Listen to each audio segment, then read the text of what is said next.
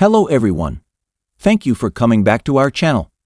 In this video, we will be discussing the next recap chapter 1 to 15 manhwa comic titled Return of the Blossoming Blade or Return of the Mount Hua sect. Let's go to chapter 1. Enjoy watching this video. The world was now painted red, and everything in his vision was crimson. The only Onul that remained in that place was death. He couldn't help but wonder if there was this much bloodshed necessary. Memories flooded his mind. Brother Jang Mun, his friends and his junior disciples were all lying lifeless. Clashes between more than 20 different sects, including the 10 great sects, and the highest military unit consisting of Paralites with the heavenly demon sect had resulted in its complete destruction. Error lies in only one person, the devil sent from the heavens, the leader of the heavenly devil sect, Kunme the heavenly demon. Chunma's voice echoed in the battlefield was read as he spoke to the only surviving Mount Hua sect disciple. He talked about the unfortunate fate that befell the young warrior, who could have boasted about killing him for the rest of his life if he managed to escape alive. However, Chunma admits that their journey is over, and there's no way they can go further. He then praised the protagonist's swordsmanship, recognizing the Mount Hua sect's swordsmanship as the greatest in the world. But before he could finish his words, the protagonist, with only one hand left, shouts for Chunma to shut up and attacks him with his sword. But Chunma continued to speak and expressed her disappointment at not having enough time, just one more day, and he can become a man worthy of the name Chunma. He warns the protagonist that their battle is not the end and the devil will are back, taking over the world, and nothing can stop them. As he beheaded Chunma, his mind raced with thoughts. He couldn't help but think about the war that has just ended and the inevitable death that has now approached him. He wondered about the fate of Mount Hua sect. Now every member, and the cult members' followers also lost their lives, leaving only helpless children. He questions whether all the bloodshed was caused by the Mount Hua sect was truly meaningful.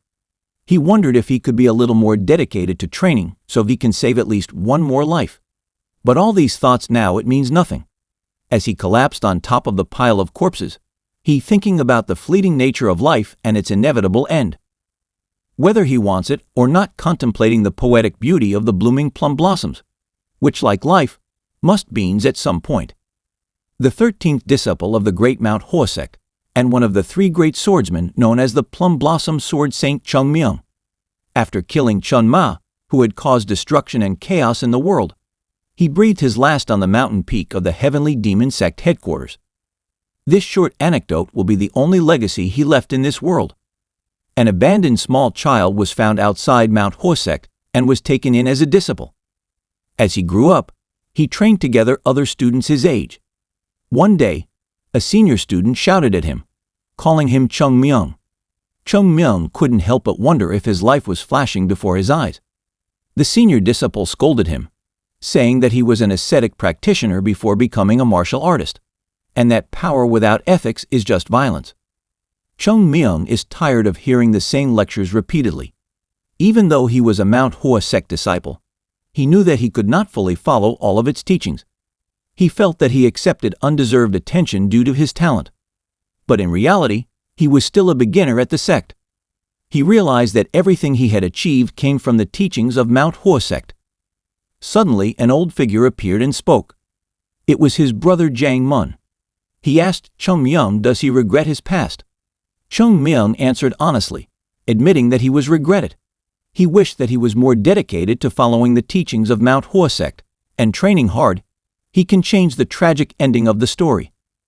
However, his brother Jang Mun comforted him and told him that there was no need to regret it. Mount Hua sect will continue to exist no matter what happens. As Chung Myung tries to understand the situation, he is suddenly hit on the head.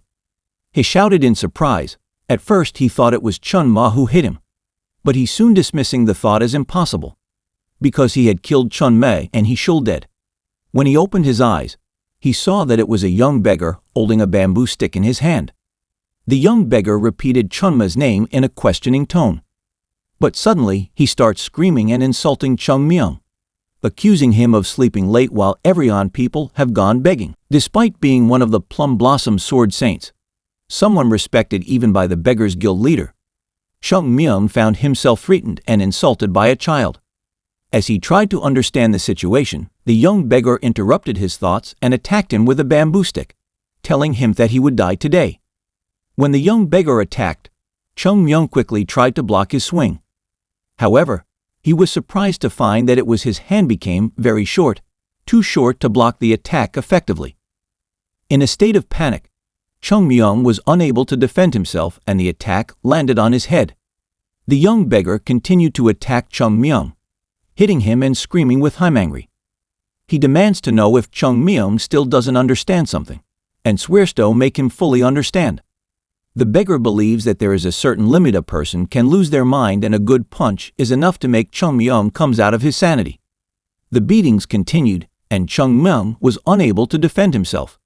Suddenly, a beggar enters the room and witnesses the incident before leaving quietly, planning to come back later. The only sound heard from Chung Myung's room was desperate pleas for mercy, as he begged to be spared the incessant beatings. After being beaten, Chung Myung sat by the lake and cleaned the blood off his nose. He made painful noises and thought about how he had never been beaten this bad, even in Mount Hua sect. Shaking with anger, he decided that he will taking care of the beggars' guild, even if it was for the sake of that boy. As he looked into the water and saw his reflection, he wondered who the child he saw was. He thought about the possibility of reincarnation mentioned in Buddhism and thought that if he knew reincarnation was possible, he would have entered the Shaolin temple, not Mount Hua. Suddenly, the beggar leaves Chung Myung's house when he was beaten appeared and called him. Chung Myung turns around and recognizes him and asks if he was the one who immediately ran away. The beggar asks if he is okay and reveals that it was the young beggar, Jongpal, who beat him. It was always like that. But today he went a little overboard. Chung Myung interrupted the young beggar and raised his finger and said that he wanted to ask one thing. But after a while, he changed his mind and raised two fingers while saying, "Let me ask two things." Both Chung Myung and the beggar looked at each other and expressed their expressions. The beggar's face looked confused. After a moment of silence, Chung Myung asked serious tone, "Am I a beggar?" The young beggars responded by saying that it was clear that they were both beggars, considering the state of Chung Myung's clothes. Chung Myung sat down and, scratching his head, exclaimed in frustration and disbelief that he couldn't possibly be a beggar. He then turned to the young beggar and asked the second question, demanding to know if he knows who Chun Ma is. The young beggar looked at Chung Myung in annoyance and commented that he was originally thought he was acting normally towards someone who had been beaten badly, but now it seemed he was wrong. Chung Myung, losing his patience, shouted at the young beggar to answer just the question. The young beggar sighed and answered that he was know who Chun Ma is. He was the leader of the heavenly demon sect who had died 100 last year. Hearing this, Chung Myung was shocked and shouted in disbelief the news that Chun Ma had died 100 years ago. Chung Myung grabbed the young beggar's shirt and repeated in disbelief that Chun Ma had died 100 years ago. The young beggar, confused by Chung Myung's actions, asked what it does, but Chung Myung ignores the question and asks if he say which are actually. The young beggar answered that there's no point in lying to him, and Chung Myung takes off his clothes. He couldn't believe what was happening, just heard. 100 years have passed since he killed Chun Ma. Chung Myung's frustration grows when he wonders why he can't be sent back to the afterlife he died. He felt as if he had been abandoned in a world that moved on without him, and wondering how things could go so wrong. The young beggar noticed Chung Myung's distress and asked if he was okay. But Chung Myung still lost in his own thoughts. He then remembered Mount Hua sect and how they became one of the most powerful sects in the world of martial arts, and wondered if they also affected by the passage of time. Chung Myung turned to the young beggar and asked him about what happened with Mount Hua sect. But the young beggar appeared confused and asked what the Mount Hua sect was. Chung Myung's mind was filled with questions after hearing the young beggar's answer. He then asked if he was a beggar, and the young beggar answered in the affirmative, stating that he is just like Chung Myung. Chung Myung continued his questions and assumed that since the young beggar was part of the Beggars Guild, he must know about Mount Hua sect, which was one of the 10 great sects, was just like Beggars Guild. He expressed his disbelief as the beggar didn't seem to know what he was talking about. But the beggar looked at Chung Myung with a questioning expression and answered, asking what nonsense is he spouting. He then named the 10 major sects: Shaolin Temple, Wudang Sect, Dian Kang Sect, Kongtong Sect, Qingqing Sect, Ma Sect, Hainan Sect, Kunlun Sect, Gaibang Union, and Zhongnan Sect. He stated that there was no such thing as Mount Hua Sect in the 10 great sects. Chung Myung is confused by the beggar's answer, wondering how this is possible. Mount Hua Sect was not part of the 10 great sects. That is the end of chapter 1. So now let's we next to chapter 2. Chung Myung grabbed the young beggar's clothes and shook him in surprise. He doesn't believe what he had just heard.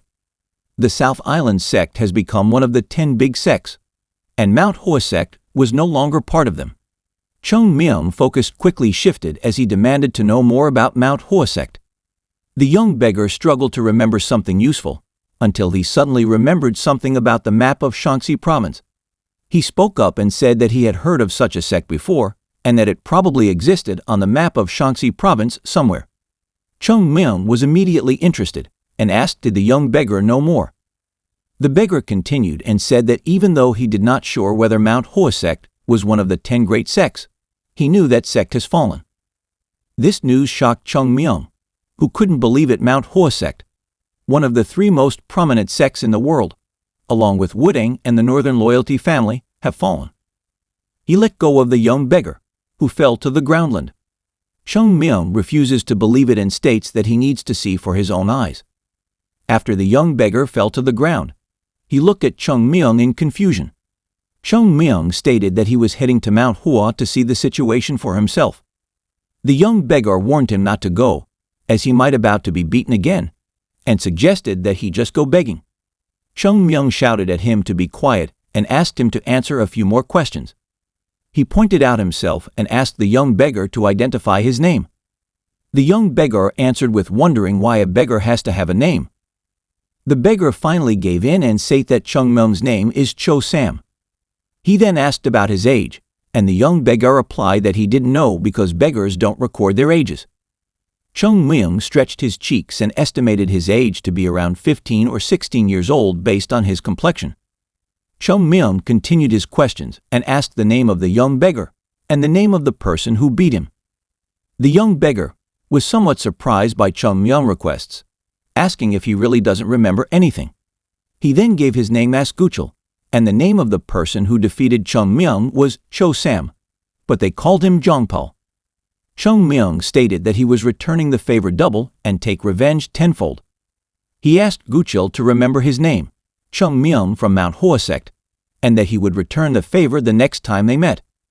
After saying this, Chung Myung started to walk away, leaving Guchul standing there alone, but soon he went back and approached Guchul. He asked Guchul about the way to Mount Hua Shaanxi province. The beggar, knowing that he had no other choice in the matter, could only sigh in response. As soon as Chung Myung got the information he needed from beggar, he immediately ran. Every step he took, his mind raced with the thought that he was walking, without assistance with any means of transportation. Despite feeling tired and her face flushed from the exertion, Chung Myung continues, telling himself that he has never ridden before something as slow as a horse, even in his previous life. However, he still ran now, with his body protested against the pressure. As he stumbled and fell to the ground, Chung Myung gasps for breath and exclaims in frustration that he is going to die. He realized that his body wasn't fit for such a task, and he was already tired after just a few minutes' run. He couldn't help but think the tough journey he would face. How would he get to Shaanxi province with his current physical condition? He knew he would most likely faint or even die on the way there. Moment that, a smile appeared on Chung Myung's face as he revealed that he had a plan. In this is where his cunning and deceit come into play. Chung Myung's determination grew stronger as he pulled his face from the ground and laughing like crazy, with a sense of excitement spreading through him. He knew that he only needed to train in martial arts to make the most of this opportunity.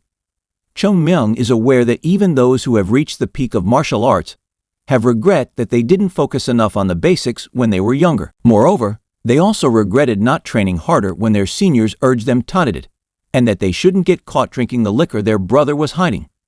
Chung Myung remembers the taste of the alcohol, saying that it was delicious.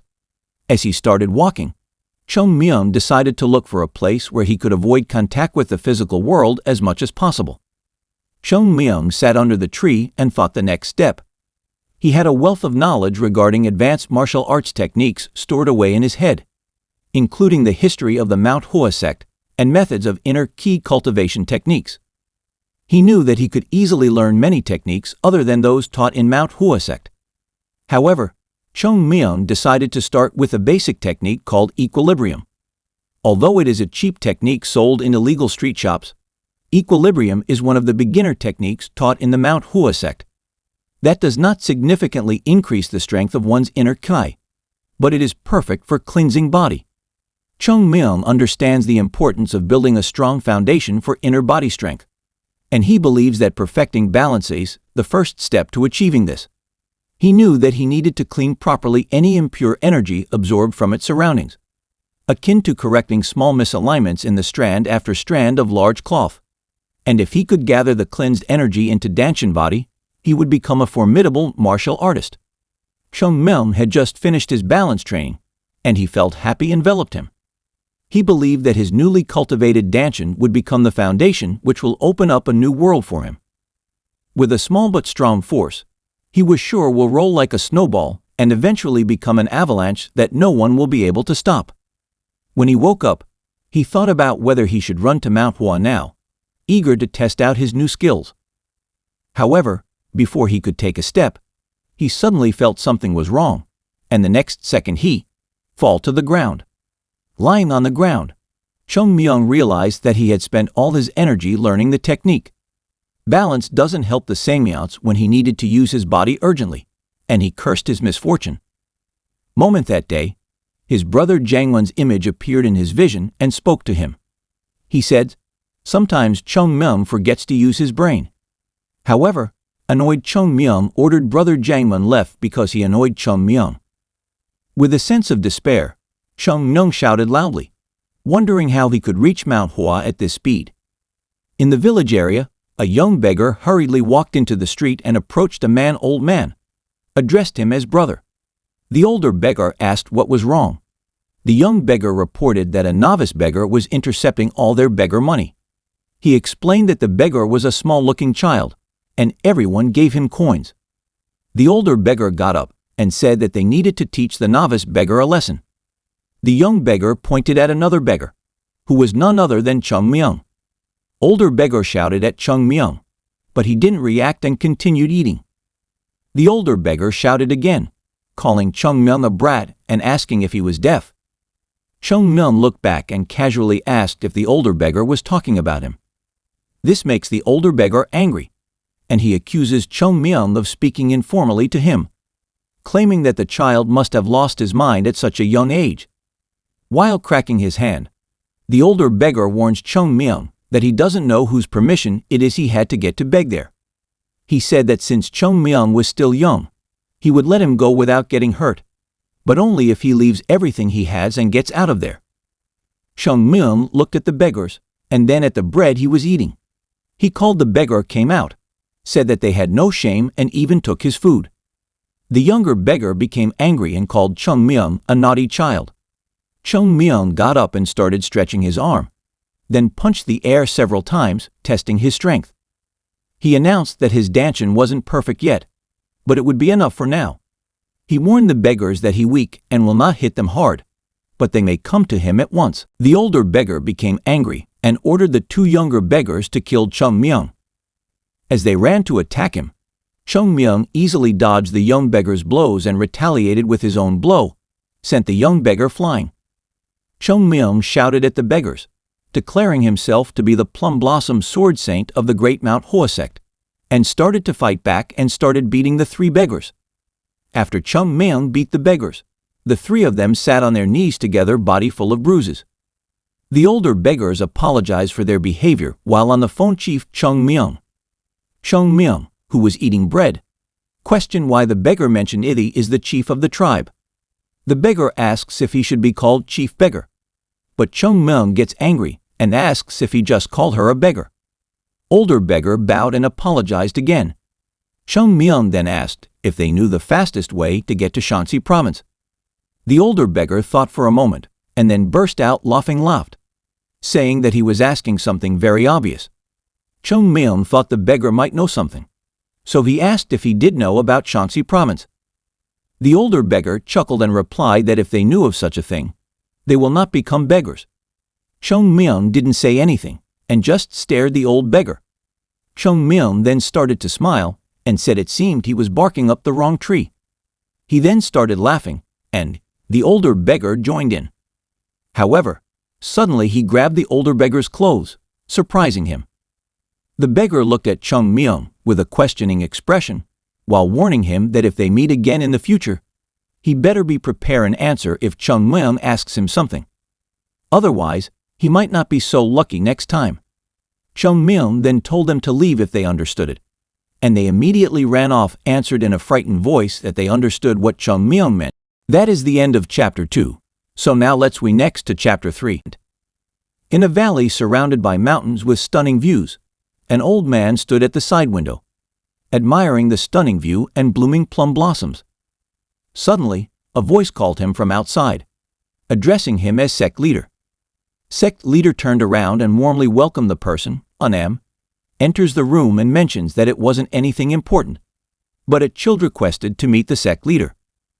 Curious, the sect leader looked outside and saw Chung Myung standing there with his hands raised in greeting. Chung Myung respectfully greeted the sect leader, introduced himself, and expressed his desire to join Mount Hua sect. The sect leader ponders and asks Unam if he has told Chung Myung that there does not accept new members. Unam confirmed that he had done it, but even so, Chung Myung really wanted to meet the sect leader. When they turned to Chung Myung, he appeared smiled, but in reality, he was very upset. To understand why, we need back to a moment ago. Chung Myung arrived at Mount Hua with stick in hand and gasping for breath. He thought of the shortcut the three beggars told him about, but that didn't help him much. Even so, he finally got here, and he swore he would not forgive the beggars if they met again. With determination in his eyes, Chung Myung started climbing the stairs, panting. He promised himself to climb as if his life depended on it. After climbing the stairs, Chung Myung started climbing the mountain. Suddenly, the rock he was holding in fell, but he managed to balance himself. With a stick in his mouth, he looked down and thought that anything was possible if he was tenacious enough. He continued climb and vowed to reach the top of Mount Hua. Once he reached the top, Chung Myung stood up and looked forward while panting. He couldn't believe it when he realized that the Mount Hua sect's signboard was gone. He shouted frustrated, remembering the past and the nameplate that Brother Jang Mun cleaned every time morning. He wondered where it had gone and almost went crazy. Moment the sect door opened, and someone asked who was there. Unam looked at Chung Myung and saw that it was just a child. He asks if Chung Myung came alone, and how could he came all the way here alone. Chung Myung looked at Unam, but did not answer that question. He thought to himself that he had just climbed up here. Nonetheless, he cleared his throat and said there was something he wanted to ask. He wants to know if Unam is a martial arts practitioner of Mount Hua sect. Unam confirmed that he was indeed from Mount Hua sect. Chung Myung was happy to know that the sect had not completely disappeared. Unam interrupted his thoughts and invited him in. Chung Myung looked at him with a questioning look and asked what was going on. Unam explained that they didn't accept outsiders, but it was too late for him to come back down. He said that they couldn't let guests from the Mount Hua sect come back down midnight because the weather on Mount Hua becomes very cold when night falls. As Chung Myung entered through the sect door, he was shocked by what he saw. The training ground had a dirt floor, and he wondered why don't they just use marble. Unam noticed his expression and asked, "What is it?" Chung Myung tried to calm himself down and forced a smile, saying that the training ground is very spacious and nice. Unam seemed satisfied with the response. However, as they walked further, Chung Myung realized that the entire building was gone, and he was shocked. He thought in disbelief what happened to Heavenly Golden Palace. Chung Myung pointed at the missing building and asked Unam if the building was always empty. Unam responded by humming in acknowledgement that it was also obvious to Chung Myung. He explains that the palace once stood empty land, but now it's gone. Chung Myung wonders where they went, but Won-am just laughs and says that's not something anyone his age would know. He admitted that it was embarrassing for a martial arts practitioner to say, but it was a kind of wound of glory. Chung Myung wasn't convinced and muttered, "Oh my."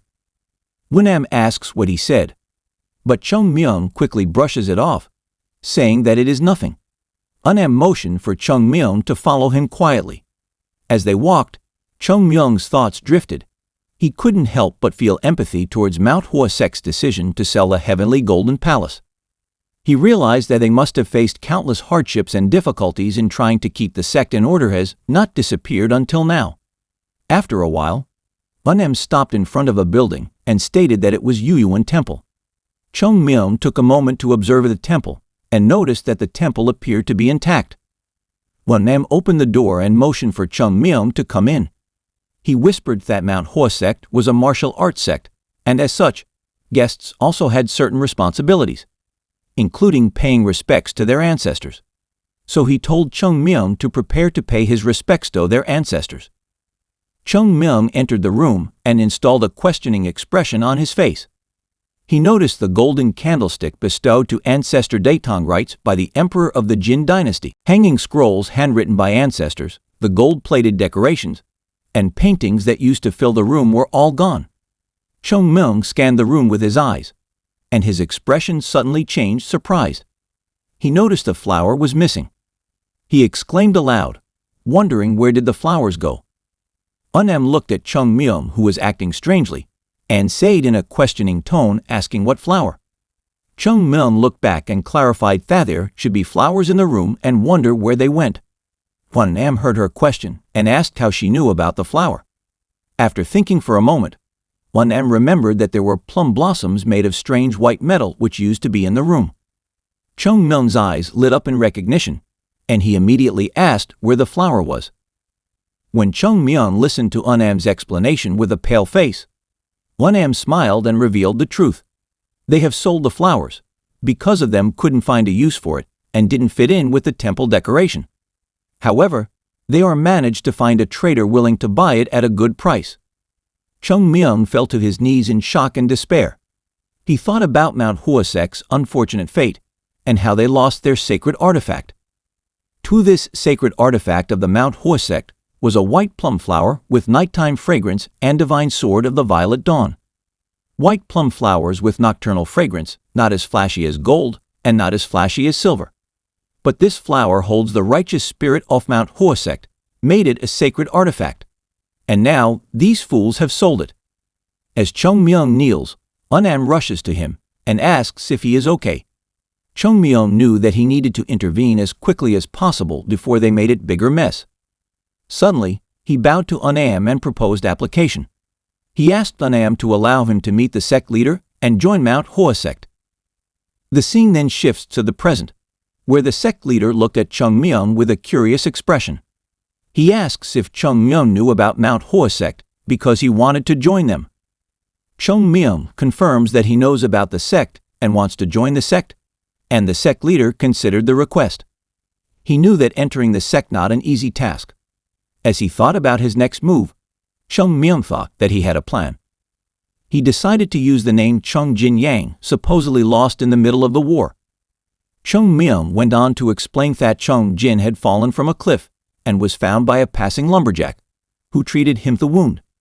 In gratitude, Chung Jin taught the lumberjack a martial arts technique Mount Hua sect and treated him as his disciple. Chung Myung then reveals that he are the descendants of the tree cutter. Chung Myung's face lit up with a smile at the moment he thought that this was the perfect scenario. He was happy to be able to decide his own position in the sect with this story. As the grandson of a lumberjack, his position technically on the same level as the sect leader. This scenario is not the only unimpressive, but would also put him in a higher position than the younger players. Chung Myung then waited for the sect leader's response, ready to face rejection or questions that may confront him. However, Chung Myung was surprised by the sect leader's unexpected approval of his entry into the sect. He looked at the sect leader confusedly, trying to understand what had just happened. The sect leader then explains that if Chung Myung really wants to join the sect, then he should be allowed to do so. This decision even surprised An-am, who remanded the sect leader due to his previous statement about not accepting any more entries into the sect. However, the sect leader changed his mind, believing that it might be their fate to accept Chung Myung into the sect. Chung Myung couldn't believe his luck, and he couldn't folding back the feeling that the sect leader should have been more suspicious of foreigners before accepting them into the sect. The sect leader then explained philosophy, stating that they do not chase away birds seeking refuge or animals seeking refuge food in winter. Likewise, they cannot deny a child who is desperately seeking entry into the sect. The sect leader then instructed An-am to provide a place to stay for Chung Myung and prepare for the acceptance ceremony. An-am straight away bowed in agreement and promised to immediately prepare everything. Chung Myung's plan had failed, and instead of being on the same level as the sect leader, instead he found himself at the bottom. He felt disappointed because of his plan didn't go according to his wishes. Chung Myung put on his new uniform and felt disappointed in himself for wearing the clothes of a third-rank student. He looked around the room, wondering where he was. He thought he remembered this place is used as a living room. He peeked out the bedroom door and found it strange that this was a temporary place for those scheduled to enter the sect. He remembered that Manhwa sect originally didn't have private dormitory rooms, and newly joined members will immediately form a bond contract with their teacher and stay in their teacher's room. He walked out of his room and curiosity got the better of him, and he peeked through the door of a nearby room. Surprisingly, he realized that there were people staying in this room. Suddenly, he heard a voice from behind which surprised him. Chung Myung turned around and found a disciple in a Manhwa sect uniform standing behind him. That's the end of chapter 3. Let's next to chapter 4. The student shouted at him, questioning his intentions, and asked if he was a thief. As the commotion continued, the boarders rose from their rooms and started discussing the situation. One person asked what happened, while another asked about Jo-gul. Jo-gul explains that he caught someone peeking into his room. Chung Myung sighed inwardly, wondering why he always seemed to attract trouble. Suddenly a loud voice interrupted the commotion. It belonging to the chief of the boarding house asked for silence. Great brother enters the room and scolds the students for causing trouble in the dormitory when it came time for training. The disciples immediately apologized to Great brother. Great brother then turned his attention to Chung Myung and asks her name. Chung Myung introduces himself, and Great brother recognizes Hymus, the new resident of the White Plum Blossom dormitory. Great brother instructs him to rest for the rest of the day and participate in training starting the next day. Meanwhile, the other students were told to leave and go downstairs. The students obediently followed Great brother out of the room. Jo-gul, however, turned around and threatens Chung Myung that he will deal with him later and teach him a lesson. After Jo-gul left the dorm, Chung Myung stood alone with a blank expression on his face. He mused to himself, noting that they were his cute little successors from the Manhwa sect, and he would make sure to give them proper attention, even if the method's different from the others. After their practice session, Jo-gul approaches Chung Myung and asked him to take it off. Chung Myung asked confusedly what to doze off. Jo-gul asks him to take off everything he is wearing, suggesting that is the way to go for men to get closer to each other. Jo-gul suggested that he take off all this clothes dance and get beaten up a bit, as this will strengthen his affection towards brother Jangmun. Chung Myung's expression darkened because Jo-gul's insistence on taking off all her clothes. Chung Myung asked. He wanted to know about the dorm counselor, Great brother, but Jo-gul tells him that Great brother doesn't practice in the afternoon. He also commented that the naughty boy couldn't stop talking, made him change his mind about their previous plans. Jo-gul suggests they start with a little beating. Chung Myung then made an unexpected move, asked Jo-gul to flex his neck muscles. Jo-gul seemed confused by the request when suddenly Chung Myung's fist landed on his mouth, cutting him off mid-sentence. The impact was so devastating. The roof of the boarding house was damaged, leaving a hole. The students present in the Plum Blossom dormitory were stunned as they watched Chung Myung's actions. Chung Myung stands with his arms raised high, and Jo-gul is stuck in boarding house roof. The members of the hostel also shed tears when they saw Icho-gul's difficulties. A few moments later, all the students sat inside straight line and bowed to Chung Myung. Chung Myung then ordered Brother Yoonjong, who was massaging his shoulders, to apply more pressure, and told him that he gave him special treatment because he was the great brother there. Yoonjong responded with a respectful tone and promised to do his best. Chung Myung looked at Jo-gul, who was prostrating in front of him. When Chung Myung called Jo-gul, he looking shaken with fear. But Chung Myung assures Jo-gul that he one-third him and asked him to report it. He then explained that he still wasn't used to it with the situation at Mount Hwasek and had some questions for him. Jo-gul answered respectfully and said that he could ask him anything.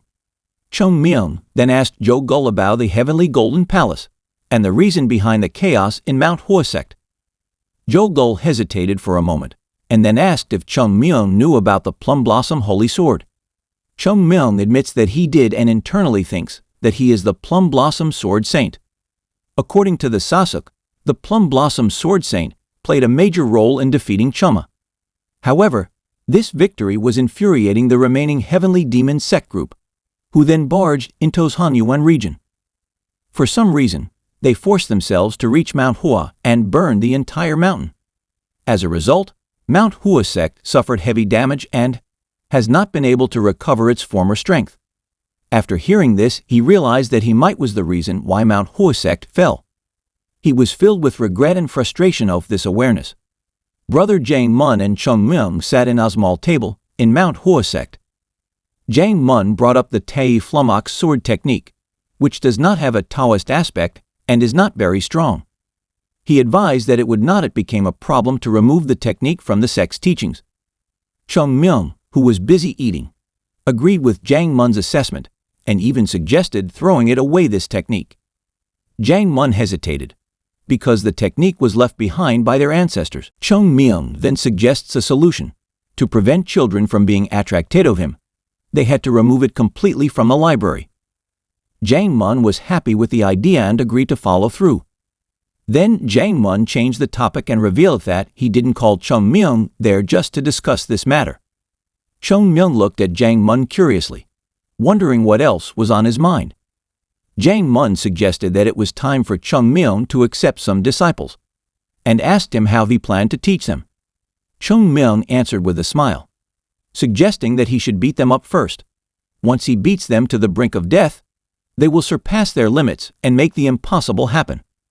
After that conversation, Jang Mun never talking about student topics.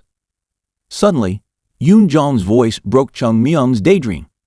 Yoonjong reports that the dorm counselor, Great Brother, has called Chung Myung to come to Sam's training grounds, where he will participate in training started that day.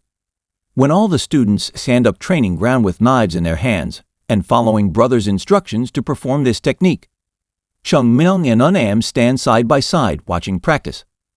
However, Chung Myung's face looked questioning. Chung Myung expressed his curiosity to Unam by asking about his sword techniques practiced by students.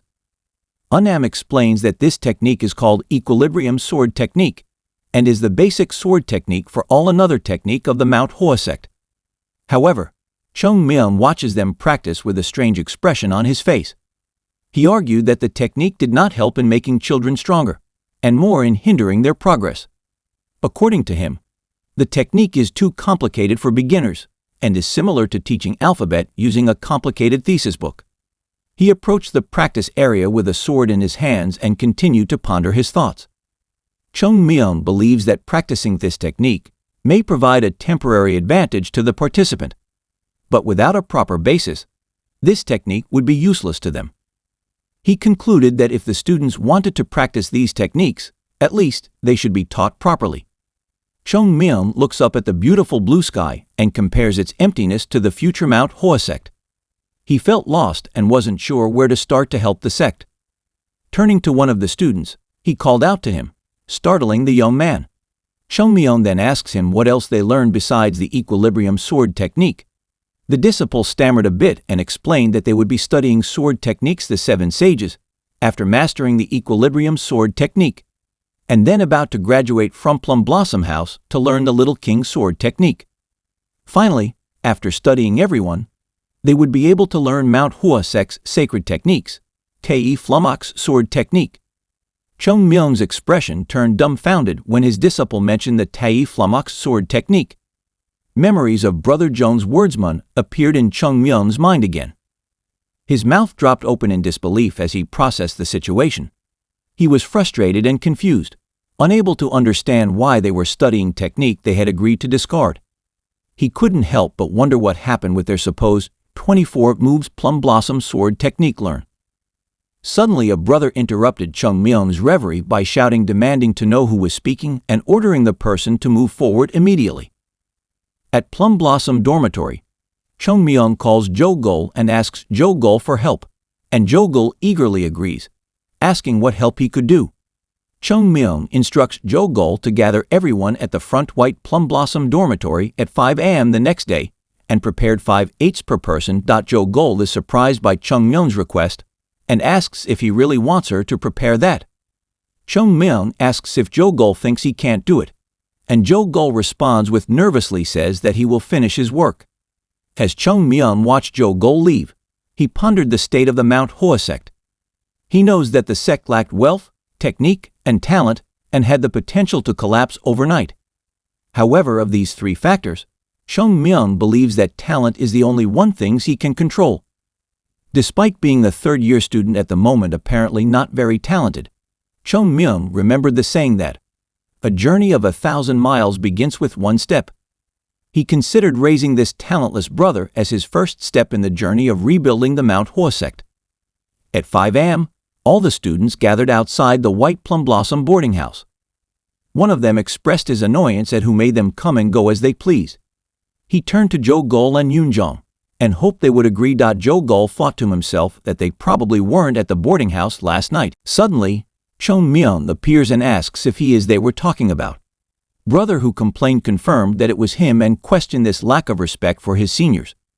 Chung Myung's face showed some thought, but then he smiled broadly and apologized, saying that he must have been lacking to understand his brother. He approaches the complaining and suggests that they chatted briefly in the boarding house as an apology. Chung Myung leads everyone who complains inside the dormitory. The students who left outside watching as the dormitory building immediately began to shake. Jo Gul surprised and thought that the building was shaking slightly. Not long after, all the people who entered the boarding house ran in fear until they formed a line outside. Chung Myung expressed his satisfaction with their behavior, but also asked them to quieter, or they will wake up the great Sasuk who was previously complaining. Chung Myung then greets them and states that they will practice together each morning at the same time. As the morning sun rises, Great Brother opens his eyes and realized that no one had come to greet him in the morning. He felt a little bit annoyed and thought that everyone in the White Plum Blossom dormitory must be still asleep. While getting ready, he continued his thoughts, considering there were new arrivals in the house, so they must all still be asleep after that completed their strange welcoming ceremony.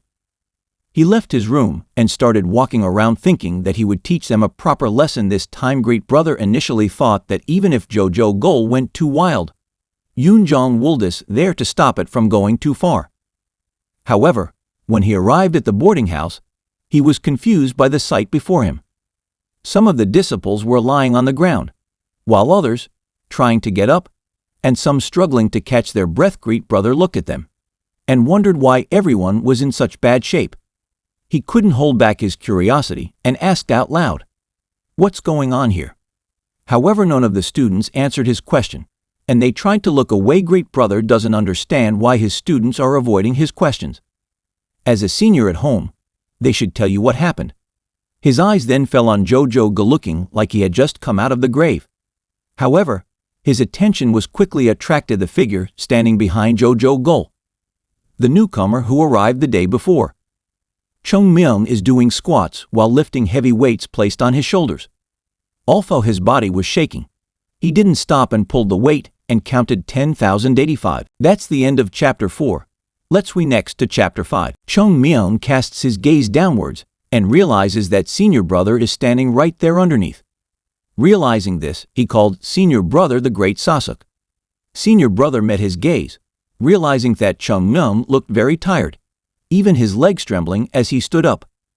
Concerned about Chung Myung's health, Ungum turned around and ordered his students to bring him water immediately. But Chung Myung insisted that it was nothing to worry about. After he quenched his thirst, senior brother asked him to explain what happened. Chung Myung responded with a smile and explained that it was just a small exercise they decided to do together starting that day, and everyone was excited and pushing themselves too much. Because it was the first day, senior brother looked at the students wondering if they were really excited and saw them shaking heads in denial. But they all stop as soon as Chung Myung looks at them. Senior brother thought inwardly, wondering how they could be so afraid of this new kid. Thinking that he needs to give Chung Myung a warning, senior brother rebukes him, saying that the White Plum Blossom dormitory had its own rules, and Askuo gave him permission to sacrifice his sleep for training. Chung Myung simply replied, "Then I'll stop." Senior brother was surprised by this unexpected response, and in anger he thought that he could focus on the fact that Chung Myung had threatened his senior. However, when he saw Chung Myung's innocent face, senior brother gave up on the idea. He realized if he did that, it would upset everyone looking like fools, including himself for being pressured to train by a newcomer. Chung Myung interrupts his thoughts and asks senior brother for 1 month's time. He promised to produce results within the specified time period, while at the same time admitting respecting the determination of his fellow students during challenging training sessions. He turned to them and asked if they agreed, and they answered in the affirmative. Senior brother watches Chung Myung and thinks that he probably means no one who dared to complain to him. He wondered where someone like him came from, because he had taken complete control over third graders, but intends to use that control solely for training objectives. Senior brother asks why Chung Myung insists on practicing every morning, remembering the difficulty of the task. Chung Myung answered, saying that they could become strong enough with the teachings of Sasek the Great, but they could speed up the process by putting in more effort on their part. Therefore, it is natural if they sacrifice their sleep for training. Senior brother then asked Chung Myung what he thought was the most important aspect of caring brother Nia. Chung Myung replies that it is courtesy, and he will consider his brother like the sky. Senior brother smiled unconsciously as he thought that Chung Myung will not look down on his seniors, but maintain good manners towards them to maintain hierarchy. He then spoke to the disciples, expressing his admiration for their determination to participate in the dawn training voluntarily. He encouraged them to continue their efforts and assured them that they will achieve extraordinary results if they keep doing it. When senior brother leaves, the students try to ask help, but he ran past them at lightning speed. After senior brother left, Chung Myung clapped his hands and with a smile, suggested that they chat for a while at boarding house, assuring them that he did not mean to harm them in any way. A few moments later, just screams were heard from the boarding house. Several days passed while Chung Myung sat down to practice. He thought about his progress and the things he discovered about Mount Hoa sect. He noted that his danchin was still small and weak, but it was starting to settle down. He also knew about the White Plum Blossom dormitory, which is a private dormitory that was created in a hurry due to lack of people to form student master contract with. Chung Myung also thought about the sect leader in Dundu, noting that while their personalities are weak, their powers can't even be compared to Mount Hoa sect 100 years ago. As a result, their students become very weak. However, Chung Myung was not discouraged by this. He believes that with his presence in the sect, becoming the strongest sect was not an unattainable dream. In the dining hall, a group of students sat eating. One of them tried eating with chopsticks, but the chopsticks fell from his grasp, causing him to exclaim frustration. He screams that they shouldn't train to the point where they can't even eat right. Turning to Jojo Gol, he asks him to speak to Chung Myung on his behalf. He complained that he had trouble using chopsticks for days, and that makes him crazy. Jojo Gol was silent for a moment. Finally, he speaks up, saying that they talk too much. He put down his chopsticks and told them that their brother was not their lackey. He asked them why they didn't go and talk to him directly, because there is no need to involve other people. Jojo Gol then stood up and spoke to Yoonjong, asking if he could take a moment. Yoonjong agreed, and they both left. As they walked out, Yoonjong commented on Jojo Gol's fresh appearance. But Jojo Gul was silent for a moment, then asked Yunjong's opinion about the Mount Hua sect. Yunjong stated that it was a difficult question to answer. Jojo Gul then shared that once he decided to return to his hometown, everything would be over for him. He wondered if Yunjong planned to spend his entire life on Mount Hua. Yunjong admits that Jojo Gul is right. There was a moment of silence between them before Jojo Gul spoke again, saying that he initially thought it was Mount Hua sected is over. Yunjong scolded him for being impolite and reminded him that it was not something he should say easily. Jojo Gul states that he has changed his mind about the Mount Hua sect. After Chung Myung arrived, he realized that he had never pushed himself to the same level in training. Seeing Chung Myung training intensely without showing signs of fatigue inspired Jojo Gul to try his best and become a master capable of leading the whole world. Yunjong agreed with a smile, saying that he shared Jojo Gul's thoughts. Meanwhile, Chung Myung watches from a nearby tree, feeling happy with the results. He thought that convincing senior brother was easy enough, but he still had a way to go. Before he could think further, a loud shout interrupted him. He asks the sect leader to come out. Outside the gates of Mount Hua sect, a group of people shouted and banged on the door, demanding to be let in immediately. Without warning, the doors suddenly opened, and a crowd of people charged into the sect, causing chaos and demanding the sect leader leave. Despite senior brother and Unam's efforts to pacify the unruly group, they would not listen.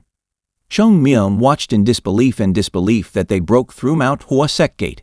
He wondered what was going on. Suddenly one of the intruders spoke up, saying that they had waited long enough and no can wait any longer. They demanded to know when Mount Hua sect would pay them back. Chung Myung was shocked to hear the request for payment, his mouth agape in disbelief, and couldn't help but question whether Mount Hua sect was truly in debt considering the current situation. That is the end of Chapter 5. So now let's next to Chapter 6. The group of intruders arrived at the sect leader's residence and started shouting one after another, demanding the sect leader to come out immediately and stop running away.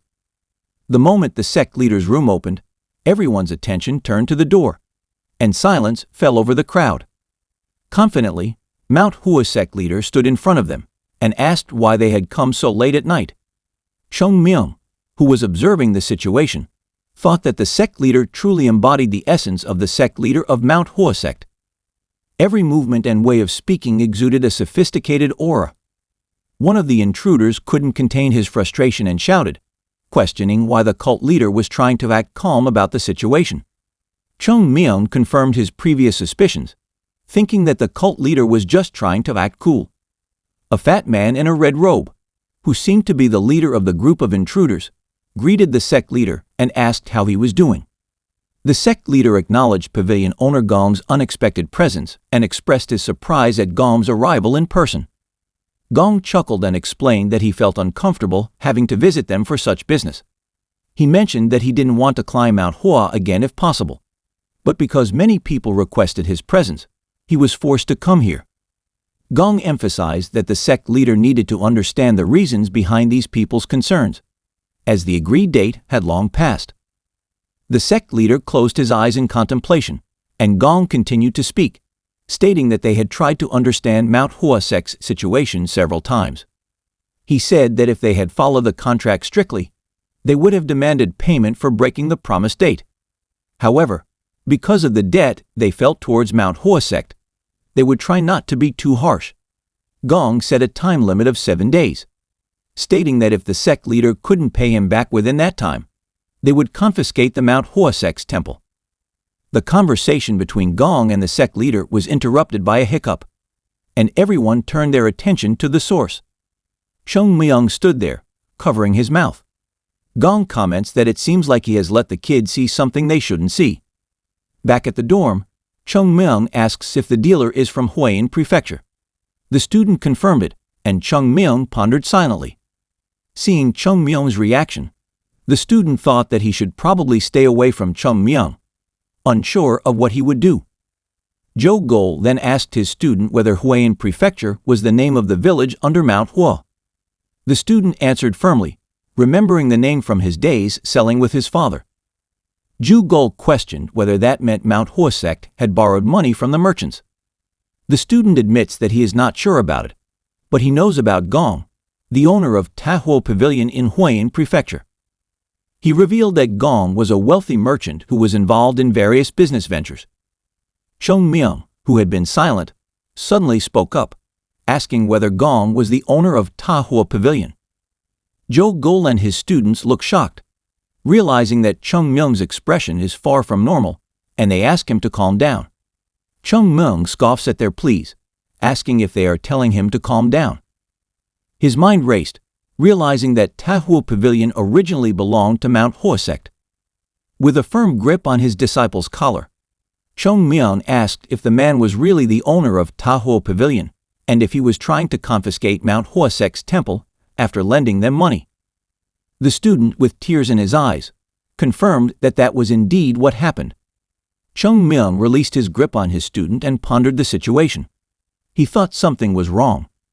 It was strange that Tahuo Pavilion, which originally belonged to Mount Hua sect, would lend them money. He realized that since things didn't make sense, they were most likely headed in the wrong direction all along.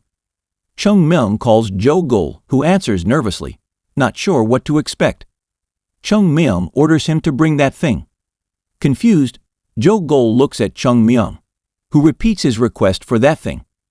Suddenly, Gol realizes what it is and hurriedly promises to bring it immediately.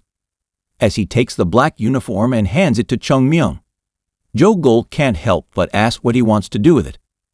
Cheng Myung, now wearing new clothes, began to explain the concept behind his actions. He refers to an old saying in Buddhist literature that advocates the need to go against existing norms. He stressed that to truly follow the path of the Tao, one must be willing to go against it, even if that means going against revered figures such as Buddha or the ancestors. Covering his head and face with a mask, Cheng Myung stood ready in his new clothes and declared his intention to seek the true path of Tao. This statement shocked Gol and his students, who expressed their disbelief and concern. They questioned Cheng Myung's plans to leave the sect's temple dressed like that, calling him a crazy bastard. Cheng Myung jumped over the wall, his eyes looking at the brightly lit buildings in the distance. Laughter echoed from inside the building. Inside, a group of merchants who trespassed into Mount Hua sect, demanding payment of their debts, were holding a celebration. One of the men commented on the sect leader's confused expression, while others expressed no surprise, stating that they had essentially given the sect their final warning. One of the merchants directed his attention towards Gong, noticing that the sect leader seemed even more confused because Gong, the pavilion owner, was present. Gong admitted that as a profit-seeking trader, he felt sorry for the predicament they were currently facing. He expressed regret, recalling the long positive relationship they had enjoyed for generations. The man who questions Gong reassures him, recognizing his efforts and generosity, assuring him that everyone will praise his generosity. Gong responded in a hopeful tone, expressing his wish for that to happen, followed by a hearty laugh. After taking the sip of the liquor, Gong reflected on the carefree nature of the merchants before him. He admired their ability to live with such simplicity, but he understood that Mount Hua sect's strength was not something to be underestimated. The true strength of this sect lay not in their combat prowess, but rather in their long history. In Shaanxi province, it was difficult to find someone who had no ties to Mount Hua sect. However, Gong notes that recently, the sect has become much weaker. He compared it to a delicate duck whose skin was easily torn apart with even a little force from chopsticks. Suddenly, one of the men asks Gong a question, asking about his plans for the temple after they confiscated it from the Mount Hua sect. He suggested that selling it might be difficult, so perhaps they could take something else from the sect. Gong confidently replies that the value of the temple is beyond their imagination. Even though at first glance it looks like an old temple, it guarantees its greatness. The man who asked the question laughed, admitting his lack of understanding. He asked Gong for clarification. As Gong stuffed the food into his mouth, he secretly thought that all these merchants were idiots. Gong gently placed the chopsticks on the table and began to explain his plan. He conveyed that he couldn't reveal all the details directly, but they could use Mount Hua sect's enemies to their advantage. He suggested that many sects would take advantage of this opportunity and be willing to spend large amounts of money to acquire the temple, solely to wipe out Mount Hua sect's existence. Gong reassures them not to worry and promises to ensure that everyone's investment will be worthwhile. The people present looked at Gong in awe, and one of them stood up, recognizing his wisdom. Filled with joy and approval, they all raised their glasses in unison. A toast proposed to Pavilion Master Gong, and they happily clinked their glasses, cheering their joint efforts. As one of the merchants walks alone on the street, he enjoys the joy of the party. Thoughts raced through his mind, contemplating the great wealth he could gain from Mount Hua sect. He believed that Pavilion owner Gong had a careful approach to money matters, thus further increasing his confidence. Delighted and under the bright moonlight, the merchant expressed his satisfaction. However, his excitement quickly subsided when he looked up and realized that there was no moon in the sky. Dismissing it as a new moon, he reasoned it would be safer to walk through the main streets on such nights. Just then, he saw a blurry figure ahead. Squinting his eyes, the merchant saw someone standing before him. None other than Chung Myung, whose face was covered by a mask. Chung Myung called the trader, ordering him to stop. In his drunken stupor, the merchant's mind wanders, viewing Chung Myung as a strange thief who seems to have just stepped out of the picture. He couldn't help but find it strange that the thieves were dressed so flashily, as if they were announcing their intentions to the whole world.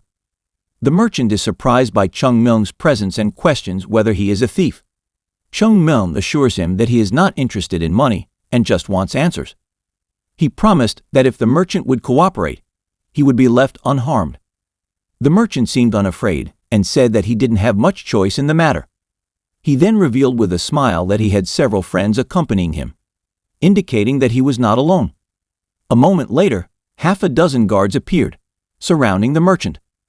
Observing the guards, Chung Myung comments that they look like high-class bodyguards. One of the guards questions their actions, suggesting the possibility of killing Chung Myung. But the trafficker suggested that they arrest him and make sure that he could still talk. As the bodyguard attacks Chung Myung, the merchant thinks that he is not a fan of violent scenes, while contemplating the situation. The merchant grimaced at the painful cries he heard, realizing that the level of force used seemed excessive. Suddenly, a loud noise caught his attention, and he turned around, assuming that Chung Myung had been defeated. He expressed his frustration, reminding them that he had specifically instructed them to make sure Chung Myung could still talk. However, to his surprise, the scene before him was completely different from his expectations. Chung Myung stands unscathed, while all of Gong's guards lie on the ground. With the final throw of the last guard, Chung Myung comments on the importance of people understanding what others are saying to them and the consequences of refusing to do so. Chung Myung called to the merchant, gesturing for him to come closer. He repeated his offer, stating that if the merchant answered his questions, he would be released unharmed. The frightened merchant stuttered in agreement. Grabbing the merchant by the collar and clenching his fists, Chung Myung delivered a warning. He explains that if the merchant had only answered his questions at first, he would have let him leave unharmed. However, since the traitor chose to fight back, he will now face the consequences. Chung Myung looks at the merchant, takes a punching stance, and confidently declares that he will make sure the merchant can still talk after their meeting. That is the end of Chapter 6, so now let's next to Chapter 7. After some time passed, the merchant's mouth swelled, resembling a pig's mouth. He began to explain the situation to Chung Myung. Chung Myung, who was interested in the merchant's statement, questioned him further. He asked if it was true that they had lent more than 100,000 naing to Mount Hua sect. The merchant hesitated to confirm, afraid of Chung Myung's reaction. In a firm tone, Chung Myung expressed his disbelief. He stated that even if he sold everything the merchant had, including their underwear, he would not be able to raise 10,000 naing, let alone 100,000. He pointed out the absurdity of the claim, stating that the Mount Hua sect was on the verge of collapse, making the loan even more dubious. The trader attempted to provide an explanation, stating that high interest rates work in a certain way. According to him, when money is lent at high interest, the interest will continue to accumulate as long as the borrower fails to repay it. Over time, the interest will be much higher than the principal amount. Laughing, he added that they could then take the money. Chung Myung interrupted the merchant, hitting him on the head. He firmly expressed his disagreement, emphasizing that such behavior was not something to be proud of. In addition, he questioned the merchant about his claim to be the owner of Hawaiian cloth shop. Hesitantly, the merchant answered, admitting that he was indeed the owner. Chung Myung continued to ask about the chronology of the merchant's ownership, asking when exactly he bought the cloth shop. Confused by the question, the trader asked for clarification, stating that he did not fully understand what Chung Myung was asking. He explained that their family had owned the fabric shop for generations. Chung Myung appears shocked by this revelation, unable to comprehend the merchant's response. Chung Myung pondered the situation, sure that things will not be as they seem. He remembered how the Hawaiian cloth shop, along with other businesses that were thriving in Hawaiian Prefecture, were originally owned by the Mount Hua sect. The sect's efforts had played an important role in the development of the prefecture, which was once just a village with a few scattered farms. Although the sect had entrusted the actual management of these businesses to its representatives, it seemed they had taken advantage of the sect's vulnerable condition to take control. Out of anger, Chung Myung started attacking the merchant, who asked him to stop, confused by the sudden attack. Suddenly, he heard someone calling him bastard. When Chung Myung turned around, he was confronted by a guard who had awakened. The guard accused him of a cowardly surprise attack and demanded to know his identity. He identifies himself as Guard Private Jong Bin and says that Chung Myung must have heard of him. Chung Myung apologizes, admitting that he has no knowledge of such things. Confused, he questions why Jong Bin is so interested in his identity. Jong Bin insists that he must at least know the identities of the people who will meet their deaths because of his sword. Ignoring Chung Myung's previous defeat, he considers Chung Myung to be an arrogant bastard. Drawing his sword, Jong Bin prepares to attack while warning Chung Myung to strengthen himself. Chung Myung observes Jong Bin and ponders to himself. He admitted that Jong Bin was undoubtedly stronger than him in terms of pure strength, including inner strength, physical strength, and speed. Chung Myung realized that his own abilities could not be compared to Jong Bin in that aspect. However, he is very confident that this does not make him weaker than Jong Bin. Chung Myung understands that pure strength and speed alone do not determine a person's overall strength in a fight. With determination, Chung Myung hit the sword lying on the ground, skillfully caught it as it flew, and used it to block Jong Bin's sword attack.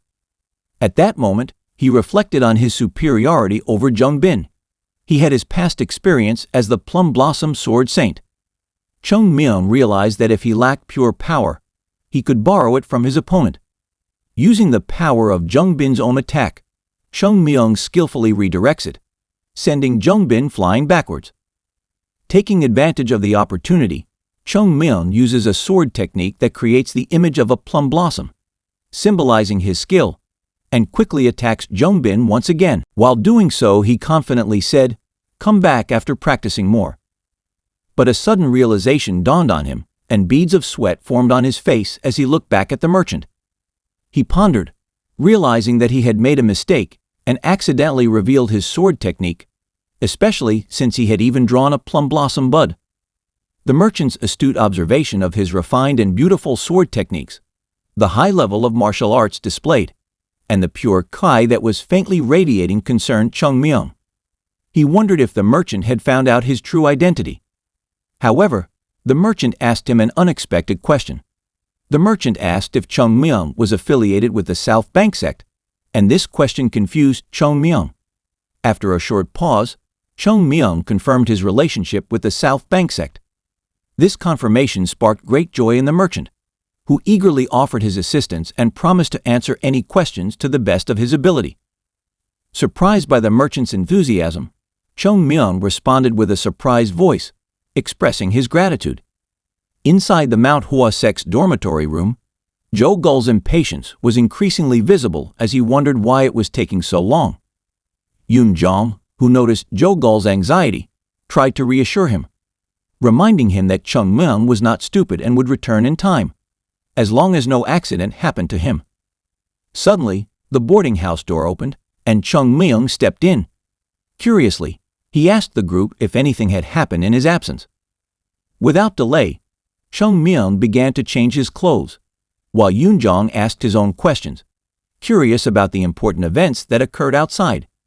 Chung Myung answered casually, stating that nothing much had happened. He expressed his gratitude for the good treatment he received and even mentioned receiving some additional money. However, his mind drifted back to the meeting with the merchant who questioned him about his affiliation with the South Bank sect. Inwardly, Chung Myung pondered the situation. He considers it fortunate that the merchant failed to recognize his true identity, but the feeling of bitterness remains. The loss of the plum blossom sword technique meant that it no longer symbolized Mount Hua sect. Chung Myung couldn't help but reflect on the fact that Jongsun Yu, who had spent his entire life in Huayin Prefecture, had failed to connect the sword techniques he witnessed with the famous Mount Hua sect. Jo Gol's curiosity interrupts Chung Myung's thoughts, prompting him to ask about what he was doing outside the temple. Chung Myung avoided the question, considering it inappropriate for the childlike Jo Gol to know. Jo Gol, although intimidated, mustering up the courage to point out that Chung Myung himself is also still a child.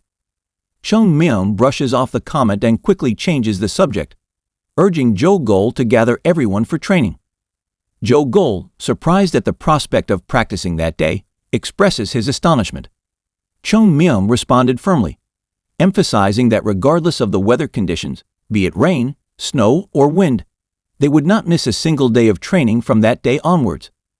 Even if Mount Hua sect fell, they would not take time off. Jo Gol's determination grows as he considers his readiness to face the challenge.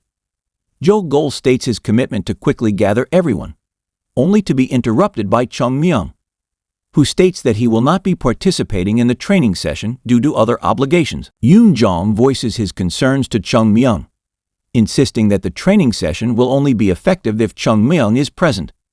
Yoon-jong suggests that they can practice alone that day, but for the students to really put in their effort, Chung Myung's presence is necessary. Chung Myung acknowledged Yoon-jong's concerns. As Yoon-jong and Jo Gol prepare to leave the room, Yoon-jong mentions their departure, to which Chung Myung responds with a goodbye. Chung Myung lay on his bed, sighing in frustration. His mind was racing, contemplating the current situation. A replacement representative has taken over the business, and the account books that could prove Mount Hua sect's ownership of those businesses had apparently been destroyed by the Heavenly Demon sect members along with Mount Hua itself. Chung Myung concluded that if the account book was still there, none of this would have happened. He briefly entertained the idea of launching a direct attack to eliminate the merchants responsible, but quickly rejected it, realizing that such an action would only paint the Mount Hua sect as forcing a young child to do wrong. Chung Myung understood the need for a valid reason. He needed a way for Mount Hua sect to avoid paying back the merchants while providing proof that the businesses originally belonged to the sect. However, the challenge he faced was not knowing where to find the necessary reasons and evidence. At that moment, Chung Myung's memory came back. He remembered the account book and how he saw Brother Jang Mun writing in it several times. Every time he entered the room, Jang Mun hurriedly hid the several volumes of account books they had. This memory sparked a thought in Chung Myung's mind. Were there only a few volumes?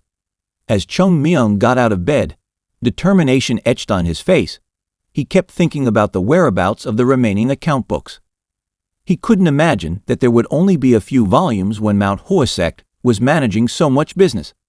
He firmly believed that Brother Jang Mun must have hidden the rest somewhere else, and the most reasonable location was a secret storage that only the sect leader had access to. Recalling the rumors he heard about secret keeping, Chung Myung's mind raced. If such a storage area did exist, the entrance would most likely be within the sect leader's residence, which had remained unchanged for many years. Located somewhere on Mount Hua, surrounded by martial arts experts, it must be cleverly hidden, probably hidden in the hills behind the sect leader's residence. Chung Myung speculates that the storage may be underground, to ensure its confidentiality from prying eyes. A smile spread across Chung Myung's face as he realized the enormity of his upcoming endeavor. An unprecedented treasure hunt awaits him, driven by the need to save Mount Hua sect. With great determination, he pushed himself out of his bedroom window. In the air, Chung Myung's thoughts turned to brother Jang Mun. Even though he intended to break into the warehouse, he silently begged for forgiveness. Saving Mount Hua sect had become his top priority. If possible, he wanted to take the account book and hand it over to the sect leader without laying his own hands on it. That is the end of chapter 7. So now let's next to chapter 8. Chung Myung stumbled and fell onto his butt as a powerful explosion echoed through the mountains. He screamed in pain and said that he might die at this rate. Realizing the enormity of the task before him, Chung Myung admitted that searching an entire mountain, even a small hill like this, would not be an easy task. He questioned the feasibility of his approach. He then summoned his inner energy, concentrated it between his hands, and released it towards the ground, hoping to detect a significant empty space that might indicate the presence of a storage room. He believed that such a space would be the key he was looking for. Exhausted and overwhelmed, Chung Myung lay on the ground, gasping for breath. Doubt crept into his mind, causing him to question whether he was in the right location. After taking a short break, Chung Myung decided to try it one last time. Taking a deep breath, he gathered his remaining strength, preparing for the next attempt. Suddenly, a look of astonishment crossed his face, and he stopped his energy projection. Picking up a nearby pickaxe, he felt a surge of excitement. He had found it, the storage room. With new determination, Chung Myung begins to dig, never giving up in his pursuit. He knows that the confirmation he seeks lies beyond the surface, and he is determined to see it with his own eyes. After spending quite some time digging, he found a floor made of bricks, a clear indication that he had indeed achieved his desired goal. Chung Myung's mind raced with excitement and anticipation. He thought of the possibility that this hidden storage place was more than just a building made of bricks, considering that it could potentially hold all of Mount Hua's account books and treasures. Holding the brick in his hand, he peeked through the hole, and to his astonishment, he discovered a hidden passage behind it. Filled with a wave of victory, Chung Myung realized that he had found the way to the secret stash. However, his excitement was suddenly interrupted by the sound of approaching footsteps. To his surprise, it was the cult leader himself who was walking down the hall. Chung Myung realizes that the cult leader must know the hidden safe. As the cult leader arrives at a door and stops, Chung Myung observes carefully, contemplating whether the etched door in front of him is the entrance to the secret depository. Confusion gripped him as he watched the sect leader's hand shake, yet hesitated to take any action. Observing the sect leader, Chung Myung couldn't help but notice the lack of action. He saw a man who looked helpless, unable to change the circumstances that befell the collapsing Mount Hua sect. Martial arts studies declined, and the sect's fortunes dwindled. Leading the sect under such circumstances must be an extremely disheartening task.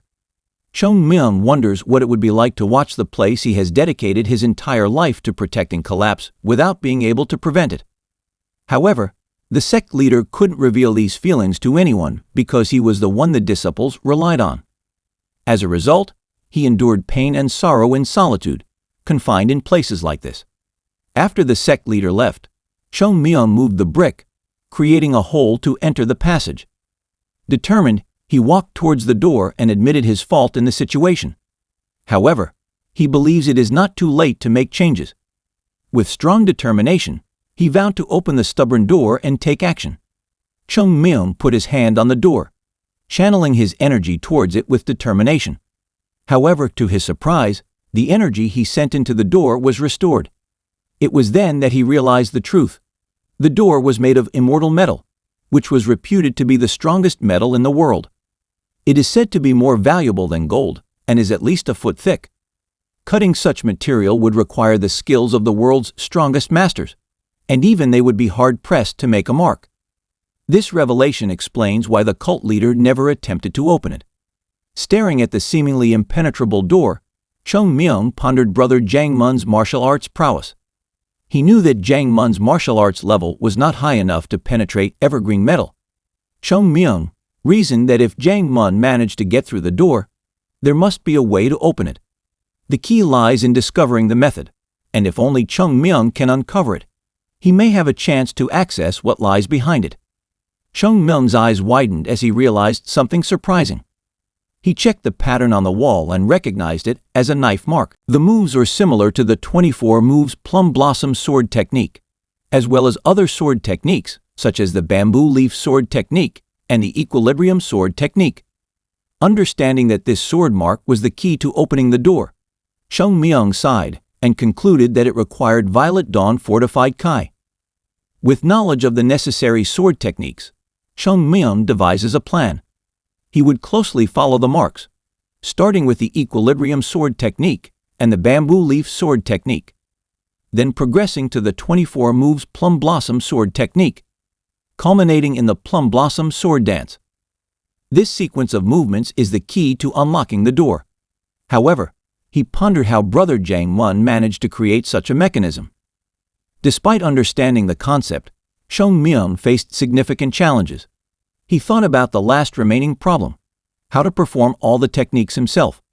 It might have happened to him in the past, but now in his current childish state, it seemed impossible. Even though he could imagine those techniques in his mind, executing them with proper inner strength and instant mastery was beyond his current abilities. However, he believes there is a solution, a way to overcome these obstacles. Chung Myung hesitated, expressing his reluctance. He placed his hand on his dantian, the energy center in his body, thinking about the decision he was about to make. Determined, he decided to rest for approximately 1 month and only utilize a small portion of his innate true Kai. Innate true Kai was the life force that everyone was born with, the energy that sustained life. Understanding the consequences that came with using his innate true Kai, Chung Myung steeled himself for what was to come. Despite his doubts, he admitted that he had no other choice in the current situation. With a stern expression, Chung Myung infused his innate true Kai into his sword, causing blood to drip from his mouth. He knew he only had one chance to succeed. It should be successful in one attempt. The doubts were still there, but he brushed them aside, convincing himself that his body was just reacting strangely due to the unusual situation. There will be no second chance. Swinging his sword at the door, blood once again spilled out of his mouth. The weight of the task weighed heavily on him. He realized the difficulties he faced, limited by the limitations of his body and the limits of his inner strength.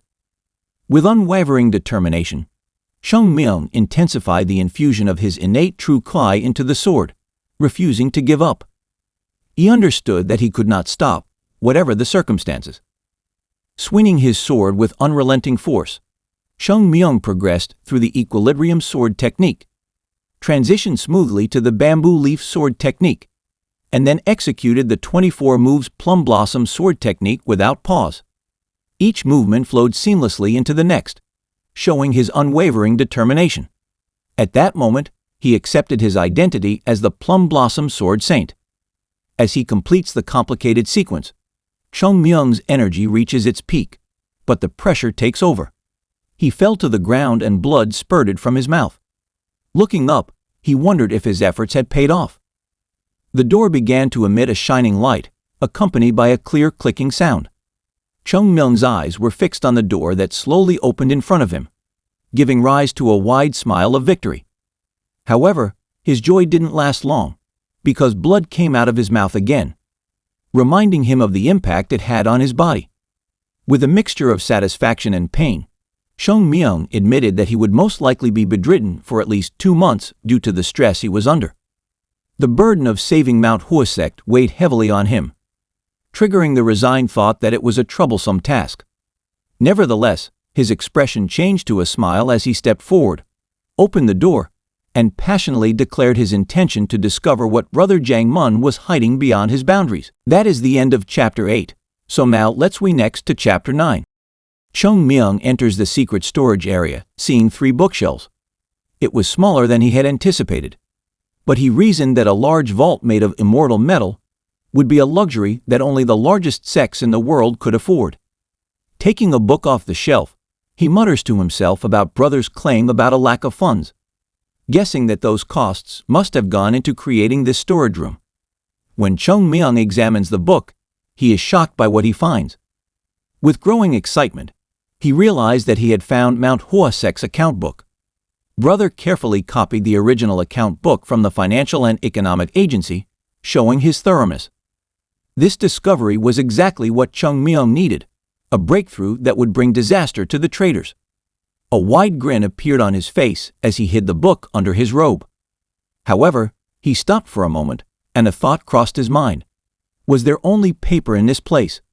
Chung Myung's mind wandered as he thought about the possibility of Brother hiding some money inside the secret storage area. He imagined the potential benefits it could bring, not only for restoring Mount Hwasek's prosperity, but also for indulging his own desires, such as enjoying lots of meat and alcohol. Disappointed by the lack of hidden wealth, he is upset, calling Brother an evil old man who doesn't seem to leave any money behind. Undeterred, Chung Myung took another book from the second shelf, resigned to reading its contents. To his surprise, it turned out to be a secret technique book. He pondered whether this technique had been used before, realizing that the technique seemed to be a martial arts technique book that had been neglected by the Mount Hwa sect. At that time, Chung Myung speculated about Brother's motives. He concluded that Brother couldn't bring herself to completely abandon the martial arts techniques they had chosen not to pass on to future generations. Instead, he kept it in the secret storage, afraid that throwing it away would have a negative impact on Mount Hwa sect in the future. It becomes clear to Chung Myung that Brother holds tightly to her past and personal attachment and affection for the sect. Reflecting on the arrangement of the shelves, Chung Myung concluded that the first shelf represented the Mount Hwa sect leader's duties. The second shelf symbolized the sect leader's personal relationship and sentimental ties to the sect. Chung Myung's resolve soared as he reflected on his mission to return the Mount Hwa sect to its former glory. He secretly vowed to surpass his previous strength and make him stronger than before. Turning his attention to the third shelf, he saw only one scroll lying there. Wondering if it was the only item on the shelf, he reached out and unrolled it. The words written on the scroll were a heartfelt message left behind by the previous sect leader. The letter contained a message written by the sect leader, addressed to whoever was reading it. It was clear that a new generation had taken over the role of sect leader. With humility, the sect leader left his words in this letter. He emphasized that the Mount Hwa sect leader's role was not simply to rule the sect, but rather to provide protection and motivation to his disciples, the growing children who form the essence of the sect. The letter urges the reader, now serving as sect leader, to let go of any impatience that comes from the responsibility of leadership. The Mount Hwa sect had an indomitable will and spirit that no one could control or guide. Whether in up or down periods, Mount Hwa sect will always remain true to itself. The important task entrusted to the sect leader is to ensure the transmission of the sect's will to future generations, preserving its legacy unchanged by cultivating the disciples who will carry it on. As the reader's predecessor and ancestor, the 21st sect leader of the venerable Mount Hwa sect, Jung Mun, passed down a great responsibility to them. Chung Myung carefully hid the scroll under his robe, expressing slight annoyance at the sect leader's tendency to nag others. He glanced at the storage area one last time, saying that he had not gained much from it, but convinced himself that what he had obtained, the account book, would be enough to get back the stolen Mount Hwa business. However, just as he was about to turn around and head for the door, something caught his attention. He hesitated, his feet freezing, and turned to check the storage area once more. A thought occurred to him. There was something odd, strange about the arrangement.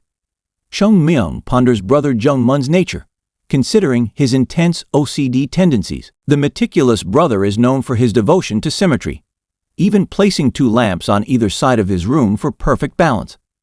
However, why did he leave the third shelf almost empty? Suspicion grew within Chung Myung, and he placed his hand on the third shelf, sensing that there was more than met the eye. With determination, he grabbed the entire bookshelf, moving it from its original position. As he put it aside and examined the empty space left behind, a brilliant golden light radiated from within. Chung Myung's instincts were confirmed. He was right. There was no doubt something was hidden within that space, and excitement surged within him. Chung Myung's eyes widened in astonishment as he stared at the incredible sight before him. There lay piles of gold bars, carefully arranged precious swords, and various unknown gems and secret technique books. Overwhelmed by the discovery, He couldn't contain his excitement. Among the gems, he recognized a cat's eye stone, which further added to his astonishment. Chung Myung's face was contorted with a mixture of amusement and greed, as he exclaimed with a lecherous grin, enjoying his newfound wealth. Meanwhile, at the sect leader's residence, the sect leader peeked out the window, realizing that morning had arrived. A heavy sigh escaped his lips as he pondered his upcoming appointment with pavilion owner Gong, which was only 5 days away. The sect leader couldn't help but feel a trace of resentment, in contrast to the seemingly pleasant day outside. However, his reverie was suddenly interrupted by a scream from outside the room. Because of surprise, the cult leader opens the door and finds Ungum standing there. Curious, the cult leader asked the purpose of Ungum's visit. With a shocked expression, Ungum stammered, conveying the urgency of the matter, insisting that the cult leader should see for himself. Confused and curious, the cult leader questions the urgency and purpose of Ungum. Realizing the gravity of the situation, he concludes that Ungum's desperate state must be something very important. Determined to uncover the truth, the cult leader instructs Ungum to take the lead. Ungum nods solemnly, confirming his readiness to guide the cult leader, and together, they embark on a journey to uncover the mysterious events that await them. The sect leader's expression changed from shock to worry when he saw the sect disciple lying on the ground. Anxious, he asked Ungum about what happened to the young students. Ungum hesitates and explains that the students were just doing extra morning practice. Ungum then changes the topic and tells the cult leader that they are almost at their destination. As they approach the location, Ungum calls out to Chung Myung, looking for his whereabouts. Chung Myung appeared from under the tree, his appearance resembling the zombie. When the sect leader saw him, he couldn't hold back his surprise and asked questions, asking about what happened to Chung Myung. With a serious expression, Chung Myung pointed behind the tree, urging the sect leader to focus on something very important before discussing his own conditions. The cult leader, torn between concern for Chung Myung and curiosity about the revelation, reluctantly agrees. Fixated on the direction indicated by Chung Myung, the cult leader pondered what could be so important. As his gaze followed the indicated path, golden light enveloped the faces of the sect leader and Chung Myung, strengthening the atmosphere of anticipation and mystery around the scene. Chung Myung said that he discovered these things by accident. Astonished, the sect leader stuttered, unable to understand how such a treasure could be found. But Chung Myung acted as if he was going to collapse from exhaustion. Seeing Chung Myung's depressed state, the sect leader became worried and quickly assured him that he could go back and rest, deciding not to ask further for details. The sect leader's attention was drawn back to the incredible treasures that lay before him. The gold bars glittered, captivating his gaze. He then noticed the books in the other chest and realized the significance of the discovery. The Hun Prefecture Business Account Book of the Venerable Mount Hua sect. Realizing the immense value and importance of these records, the sect leader hesitated to handle them carelessly, afraid of causing irreparable damage. As the cult leader's gaze shifted to another basket of books, his curiosity got the better of him. When he opened the books, he discovered something that shook him deeply. The sect leader's entire body shook, and within seconds, he began to convulse, foam forming at his mouth. Overwhelmed by what he found, the cult leader collapsed, fainting from the enormity of the revelation. Witnessing this scene, Ungum rushed to the sect leader's side, calling out to him in alarm. The cult leader's excitement and determination were evident as he regained consciousness and rose to his feet. He exclaimed in astonishment upon realizing that the book found contained records of the revered seven-blossom plum sword technique. He asked Ungum about the chest, and after confirming that the chest was indeed brought, the cult leader instructed Ungum to fetch Hyun Young, the leader of the financial and economic agency. As Hyun Young examined the books with trembling hands, he confirmed the authenticity of the notes. His voice trembled with excitement as he assured the sect leader of the accuracy of its contents. Additionally, he had secured the verification documents hidden beneath the treasure. These documents, originating from the government, would be irrefutable proof of the book's legitimacy. With the validation documents in his possession, the cult leader realized the far-reaching implications of this discovery. Not only could they establish the credibility of the contents of the book, but they could also quickly reclaim the business of Tahuo Pavilion and Huayin Prefecture, which rightfully belonged to the Mount Hua sect. A feeling of relief washed over him as he reflected on the positive events. He couldn't help but attribute this new prosperity to the decision to accept a certain child into the Mount Hua sect. In his mind, the child represented a sign of good fortune for the sect. With new determination, the sect leader stilled his shaking hands and rose to his feet. He realized the urgency of the situation and understood the need to confront the parties responsible for the accounting. With a firm tone, he issued an order to include all personnel involved in the business accounting of Great Hua Mountain, Huayin Prefecture. A few days later, the merchant group was on their way to Mount Hua sect, and fatigue and frustration were starting to get to them. One of the traders expressed his exhaustion and begged the other traders to stop pushing them, for fear that he would trip and fall. Gong, the leader of the merchant group, looks back and encourages everyone to hold on, realizing that they are not far from their goal. Zhang Xinyu, one of the merchants who previously faced Cheng Myung's wrath, couldn't wait to receive payment from the sect and vowed never to return to this mountain again. He then heard two merchants discussing, the first merchant thinking about the sudden summons by the sect leader. Second merchant speculated that the sect leader might have already prepared money for them. Gom, who was leading the group of merchants, continued to walk forward, expressing his belief that the cult leader's intention in calling them earlier was to beg for mercy. He doubted the sect leader could raise such a large amount of money in a short time, and saw no point in prolonging the situation until the promised date. He concluded that the sect leader wanted to resolve this issue quickly. One of the traders, the Koing Gong, scoffed at the cult leader's audacity to call them just to ask for leniency. The trader expressed his disgust at the shameless behavior of a debtor. Gong, however, reminds the group to exercise restraint in their words, admitting that although the sect leader is experiencing financial difficulties, he is still the leader of the renowned Mount Hua sect. Meanwhile, Zhang Xinyu was thinking about something swirling in his mind. He couldn't help but think about the possibility that they might not receive the money as promised. He pondered the importance of someone from the South Bank sect visiting this area, showing interest around the Mount Hua temple. The prospect of receiving a payment of 5,000 gave him hope, as it could potentially secure his financial future and relieve him of the burden of running his shop. The moment the merchants reached the gates of Mount Hua sect, conflicting emotions rose within them. They are torn between financial interests and the realization that their actions could potentially bring down the venerable sect that has protected Huayin Prefecture for centuries. They understood that if they withheld payment from the sect leader today, Mount Hua sect would soon collapse within a week. Despite their inner turmoil, the merchants decided to climb Mount Hua, driven by the urgent need to recover the large sums of money owed to them, which had accumulated over time. They couldn't ignore how urgent their financial situation was, even if it meant contributing to the sect's decline. At the gate, Wanam greeted the traders and acknowledged their arrival. He told them that the sect leader was looking forward to their presence and guided them to follow him, leading the way deeper into the Mount Hua sect. The merchants, led by Gom, stood before Mount Hua sect leader, who welcomed them with gratitude for answering his call and making the journey up the mountain.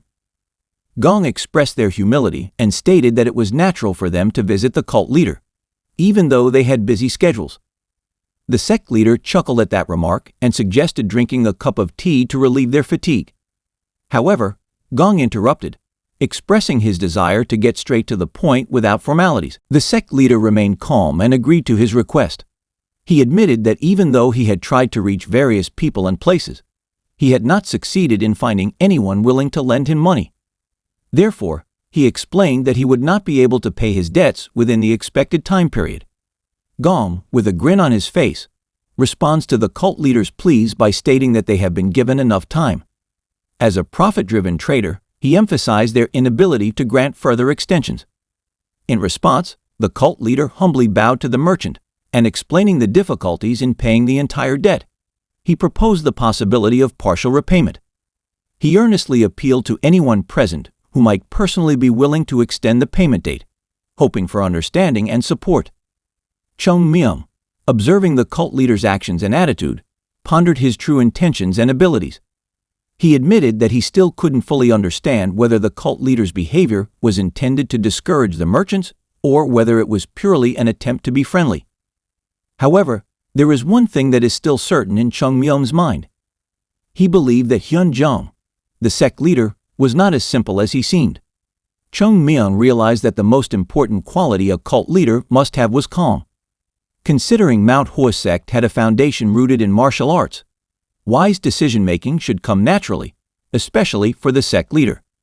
Chung Myung questions whether Hyun Jong has the qualities and abilities necessary to be a proper cult leader. Gong sighed, expressing his frustration at the sect leader's persistence. He reminded the sect leader that he had clearly stated his inability to extend the payment deadline. However, before Gong could continue, the sect leader interrupted, clarifying that his request was not only directed at pavilion owner Gong. Instead, he acknowledged the unique debt owed to each person present.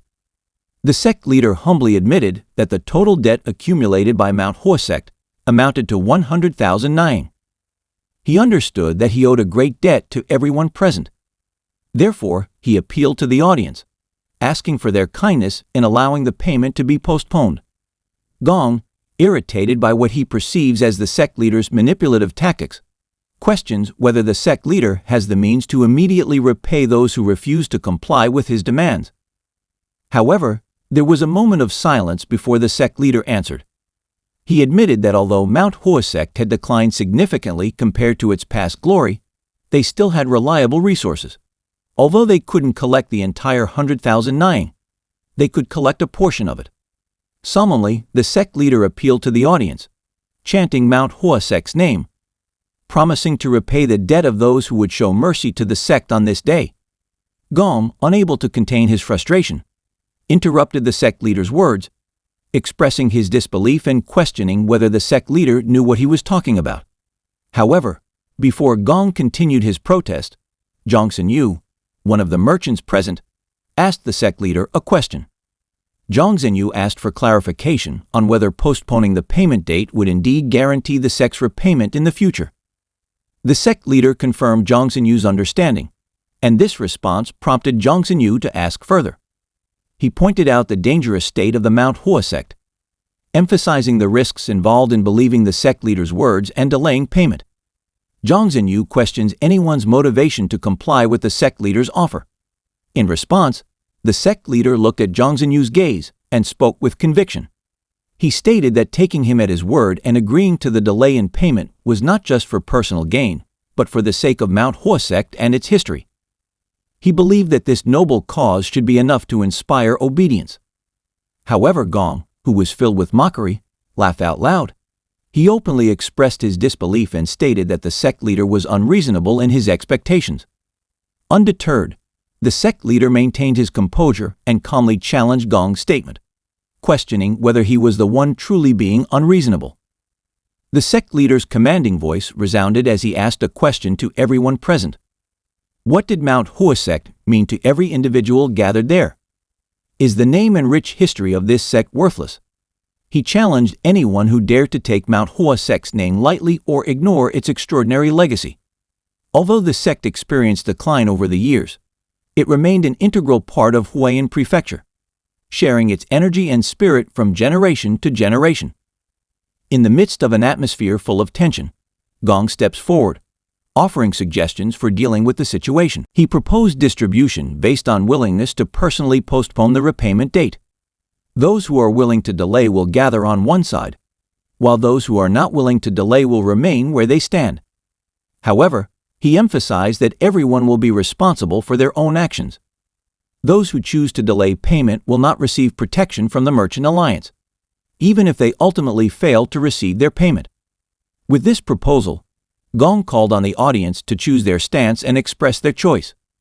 The merchants stood frozen in doubt, unwilling to part with their debt to Mount Hua sect. Gong, smiling confidently, spoke to the sect leader, indicating that none of the merchants would be willing to delay payment personally. However, his words were cut off when Jong Sin-yu stepped forward, showing his willingness to give the Mount Hua sect more time for the repayment of his debt. Gong's disbelief was obvious as he exclaimed, calling out Jong Sin-yu's name. He couldn't understand the shop owner's actions and questioned him loudly, demanding an explanation. In response, Jong Sin-yu begs Gong not to judge him based on his decision, admitting that he realizes the folly of his choice. But he reminded Gong that as someone who was not from Huayin Prefecture, pavilion owner might not fully understand the importance and loyalty of the locals towards Mount Hua sect. Jong Sin-yu passionately expressed the deep connection and respect the people of Huayin Prefecture had for the Mount Hua sect. He emphasized that growing up in the prefecture meant constantly hearing stories and aspirations about joining the Mount Hua sect and becoming the world's greatest martial arts master. Even those who realize that they do not have the talent to enter this sect still deeply respect its history and the protection it has given to the world and Shaanxi province. Gong, still in disbelief, questioned Jong Sin-yu about his sudden anger. However, Jong Sin-yu continued to explain that his experience was not unique, as previous generations had also grown up with the same respect for the Mount Hua sect. He underlined that the Mount Hua sect was not just a martial arts sect, but was the pride of Shaanxi province and Huayin Prefecture. To the traders, Jong Sin-yu warned them that if they left after receiving the money, they would lose out in the long run. He emphasized that although they could easily spend their money elsewhere, he, as a lifelong resident of Huayin Prefecture, had no other place to go with the money he would receive. Gong, who still belittles Jong Sin-yu's decision, questioning him about handing over large sums of money for what he considers to be trivial reasons. He warned Jong Sin that he would definitely regret his choice. He realized that his previous mindset was only focused on receiving money and enjoying a life free from work. He knew this was probably a big mistake, but he mustered up the courage to speak up. Jong Sin-yu explained that he already had enough money to support himself, and even if he did not receive the money he was owed, he could consider it a small regret. However, if he was responsible for the collapse of the Mount Hua sect, it would haunt him for the rest of his life, regardless of any wealth he might have accumulated. He didn't want to live a life burdened by such regrets. Gong just laughed at Jong Sin's decision, thinking it was stupid. He expressed his indifference, stating that nothing would change even if one person chose not to take the money. However, his amusement quickly turned to surprise when more and more merchants began to walk aside, joining Jong Sin in offering extended terms for Mount Hua's debt repayment. The sect leader, witnessing Jong Sin-yu's act of support, felt a wave of relief wash over him. He expressed his satisfaction, admitting that there were still individuals who maintained meaningful relationships with the Mount Hua sect. The sect leader ordered An-am to bring out a cart filled with books, which Gong immediately recognized as business account books in Huayin Prefecture. Gong, to his astonishment, realizes the importance of the books and realizes the gravity of the situation. The sect leader spoke to the merchants, emphasizing that despite the benevolence that the Mount Hua sect had shown to them and their ancestors for generations, they had chosen to betray the Mount Hua sect. In a firm proclamation, the sect leader announced that, based on the account books, the Mount Hua sect would take control of the businesses of the merchants and claim all the wealth they had accumulated through them, and not a single coin would be left. That is the end of Chapter 10. So now let's next to Chapter 11. The merchants expressed their confusion, their voices filled with uncertainty. They questioned the sect leader in confusion, unable to understand the situation unfolding before them. Meanwhile, the sect leader remained firm and confirmed his previous statement. Kong, who attentively observes the books addressed to the sect leader and expresses concern that his jokes have crossed the line. Unfazed by Kong's comments, the sect leader retorted, dismissing the notion that he, as the honorable leader of the great Hua Mountain sect, would have the leisure to joke around in the current situation. Kong acknowledged the sect leader's response and asked a critical question. He asked how the sect leader intended to validate the authenticity of the account books, seeking assurance that they had not been deceived by potentially fake records. The sect leader realized the truth of Kong's opinion, and in response, he summoned An-am and ordered him to bring the leader of the financial and economic agency before them. An-am immediately acknowledged the sect leader's orders and agreed to carry out the tasks assigned to him. Not long after, the head of the financial and economic agency arrived. He acknowledged the importance of verifying the validity of account books and emphasized the need to consider their validity. The traders simultaneously expressed their agreement, admitting that even the leadership of the financial and economic agency was on their side. Their voices echoed with approval, acknowledging Kong's astute judgment as the pavilion owner. However, the finance leader's tone quickly changed, revealing an unexpected change. He revealed that they had foreseen the possibility of such a situation occurring and had sent half of the account books to the Hua prefectural office for appraisal 2 days ago. Kong stood there, his mouth agape in disbelief. His mind raced with the realization that they had been tricked. Fear gripped him as he understood the potential consequences if government soldiers took over their business in their absence. This realization hit him hard. He concluded that the sect leader had summoned them to the mountaintop to ensure their absence from the market, providing the perfect opportunity for the government to take control. 2 days seemed more than enough to assess the account books that had been sent. Although they admitted to only sending half the book for appraisal, Kong didn't believe that they would leave the remaining half unchecked. The conclusion made him believe that the account book in the chest before him had been validated. And this confirmed his worst fears, that government soldiers were likely waiting for them to leave before carrying out their plans to take over the business. Enraged and filled with rage, Kong couldn't hold back any longer. He shouted at the sect leader, his voice echoing with frustration and anger. However, the sect leader quickly responded, demanding that Kong lower his voice as he had no right to raise it in such a manner. In a calm yet firm tone, the sect leader continued, emphasizing that true friendship is built on mutual assistance in times of need. However, he saw no reason to help the people who had betrayed them in their time of need. The sect leader urged them to return immediately and assured them that everything would be resolved once they arrived at Hua Prefecture. He acknowledged that by virtue of his rights, they could take over all of the merchant's property. However, considering the hard work they had invested up until now, the sect leader allowed them to take a basket of their wealth with them as a sign of leniency. Kong glared at the sect leader, his eyes filled with anger and hatred. With firm determination, he promised to never forget this incident. Kong then turns around and starts walking back, his steps fueled by hatred. The sect leader turned his attention to the merchants who had chosen to give Mount Hua sect additional time to repay their debts. He acknowledged their continued affiliation with the sect and emphasized that their business still belonged to the Mount Hua sect and would naturally return to its possession. However, he offered concessions, allowing the merchants to continue running their businesses and retain their own profits. He expressed his desire to engage in a discussion about how they could mutually benefit each other and invited them to come inside for further discussion. Zhang Xinyu couldn't help but regret the situation.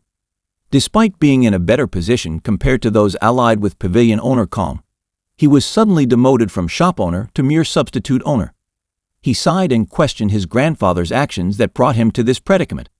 Meanwhile, elsewhere, Sheng Myung is overcome with anger as he expresses his disbelief and frustration at the notion of allowing traders to take away baskets of wealth as if it were a trivial matter. He directed his anger at the sect leader, calling him a pushover and questioning his authority to distribute part of the Mount Hua sect's wealth.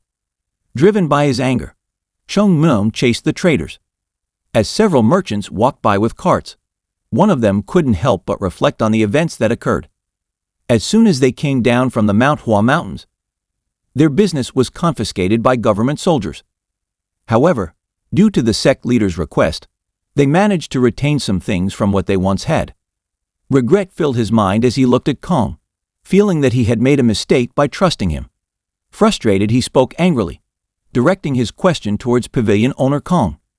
She reminds him of his previous words, expressing her disappointment and accusing him of promising that all they had to do was trust him. Kong is shocked by the merchant's accusation and questions whether he blames him for everything. The merchant stammered, trying to explain what he meant, but Kong interrupted, insisting that there was no need to be so angry. He reassures them that their current position is only temporary and suggests the possibility that the account book is a fake, forged by the sect leader. Another merchant chimed in, mentioning that the books had been validated by the prefectural office. He had even looked at its contents and thought it was legitimate. Kong rejected his observations and stated that the entire situation was most likely orchestrated through collusion with representatives of the prefecture. He proposed that they go to Luang City, emphasizing the need to fight their enemies with greater authority if they use such tactics. At that moment, Chung Myung, his face covered by black clothing, appears on the scene and expresses his disgust towards Kong's words, calling them nonsense. Kong studied him, noting his clothes and hunched posture, wondering if he was old. Annoyed, Kong warns Chung Myung that he seems to be after their wealth and advises him to leave if he does not want to meet a meaningless death. Chung Myung was furious and denied that he was trying to steal other people's wealth. He clarified that his intention was to take back what was rightfully his. Kong pondered the mention of his wealth, and soon he grinned and asked if Chung Myung was from the Manhwa sect. Kong realized that this was the perfect opportunity to take revenge on the Manhwa sect. Suddenly, a group of hidden guards appear and attack Chung Myung. However, displaying incredible speed and skill, Chung Myung quickly defeats each guard, one by one, in a matter of moments.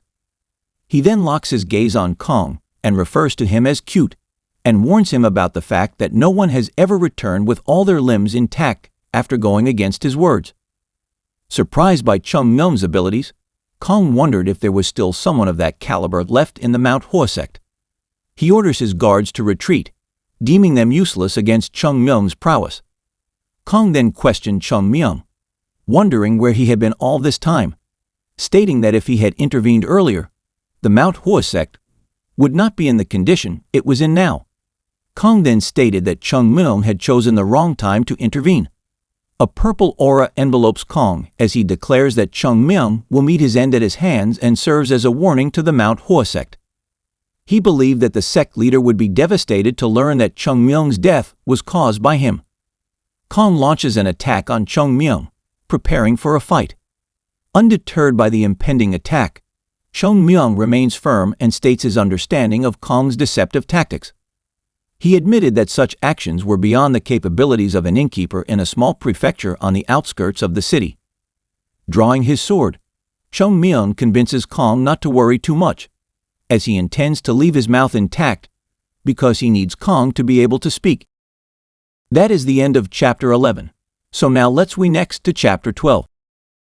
As Kong's attack landed, a large cloud of dust enveloped the surroundings, and as the dust settled, it became clear that the force of Kong's attack had torn a hole upon impact. Reflecting on this situation, Kong admitted that he did not underestimate his opponent. He recognized the importance of martial arts practitioners never underestimating their opponents, emphasizing the need to give their best effort regardless of their opponent's strength. Kong also took into account the masked man's previous ability to take down the guard soldiers with ease, which further strengthened his resolve to remain alert. Observing Chung Myung, who easily dodged his attacks, Kong became even more determined to erase the bored expression on his opponent's face. Launching another attack, Kong found his strike once again met with an unfazed response from Chung Myung, who deftly blocked the blow with the tip of his sword sheath. While retreating, Kong felt his arm muscles tremble, realizing that his attack had been blocked before it could fully extend, resulting in the inner energy flowing back. Chung Myung taunts Kong, calling him slow, and advises him to give up his efforts. He warns that if Kong persists, his fingers will be the ones to break first due to the reflux. Frustration and anger surged within Kong as he unleashed a spinning kick, channeling its energy into a powerful attack that sent a wave of purple energy hurtling towards Chung Myung. However, his surprise increased when he realized that Chung Myung had disappeared in an instant. Before he could react, Chung Myung reappeared behind him, causing Kong to immediately step back and try to attack him with his hands. Once again, Chung Myung easily blocks the attack with his sword, resulting in Kong's arm throbbing in pain caused by the flow of internal energy. Chung Myung reminds him of his previous warning, emphasizing that his fingers will be the ones to break first. In pain, Kong knelt on the ground, his mind racing. Despite the masked man's unclear speed or strength, Kong finds himself unable to land a single blow. Using his remaining strength, Kong launched another kick at Chung Myung, but the elusive figure gracefully avoided the attack by bending backwards. Kong's mind races once again, realizing that although Chung Myung's movements seem slow, he has an uncanny ability to anticipate and counter Kong's every action. It was as if he could understand Kong's intentions very accurately. At that moment, Kong couldn't help but liken him to a goblin. Chung Myung watched his every move and didn't waste any energy in the process. The gravity of the situation dawned on him, leaving him unable to estimate the true extent of danger posed by Chung Myung. Chung Myung gets up and expresses regret, admitting that he ran out of energy and couldn't continue the fight any longer. Kong couldn't help but ask why someone like him hadn't helped Mount Hua sect until now. However, Chung Myung brushed off the question, stating that he saw no reason to answer someone like Kong, who seemed to be deep in delusion. He turns the tables and questions Kong, pointing out that his refined martial arts skills don't seem suitable for someone running an inn in Hua Prefecture. Kong is shocked by her words and responds by questioning whether there is a law prohibiting powerful martial artists from running an inn. Chung Myung acknowledged that there was no such law but suggested that someone as skilled as Kong would likely find other ways to earn a living. Before Kong could explain, Chung Myung interrupted him dismissively, ignoring the conversation. He later surmised that Kong's involvement in the situation was not driven by any secret scheme or bad intentions, nor was he acting on anyone else's orders. It was his own decision. Kong admits this, confirming that Chung Myung's understanding is correct. Chung Myung scoffs at Kong's response, commenting on the lack of creativity in the explanation. He then pointed his finger at Kong and stated that he had one last question. He asks if Kong knows what he does to get information from people like him. Confused, Kong replies that he doesn't know. In response, Chung Myung clenched his fists, emphasizing that he defeated them. Kong was surprised by that statement. Suddenly, Chung Myung attacks Kong, declaring his intention to obtain the information he seeks through physical force. Kong prepared himself to block the attack and estimated that Chung Myung's attack was aimed at his left knee. However, to his surprise, it was his shoulder that was hit, not his knee, causing Kong to feel excruciating pain and confusion. Despite expecting the next attack to be aimed at his head, Kong's anticipation proves futile when Chung Myung hits him in the throat, causing him to cough and realize his inability to dodge any blows. Overcome by fear and the realization that he will meet his death, Kong becomes very aware of the killing instinct that radiates from Chung Myung's eyes. He recognized the gaze of a seasoned killer who had taken the lives of many people. Due to terror, Kong desperately begs for his life, not wanting to meet his death. With his sword finally drawn, Chung Myung attacks Kong with a cold and sharp gaze. Facing this attack, Kong sent a palm attack towards Chung Myung. After the palm strike faded, Chung Myung recognized the technique as the Tai Godly Palm Technique. Chung Myung sat in front of Kong, his expression cold and suspicious. He then questions whether Kong is a member of the South Bank sect. That is the end of Chapter 12. So now let's next to Chapter 13. Chung Myung confronts Kong and points out what he considers too many coincidences. He questioned Kong's role as an innkeeper in Hua Prefecture, his leadership in collecting debts from the Mount Hua sect, and his proficiency in the South Bank sect's martial arts techniques. He couldn't help but wonder if Kong had been sent there on purpose.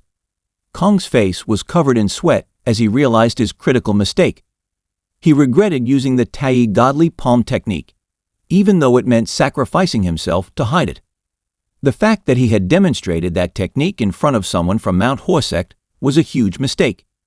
He blamed himself for his panicked response when faced with the threat of a real sword.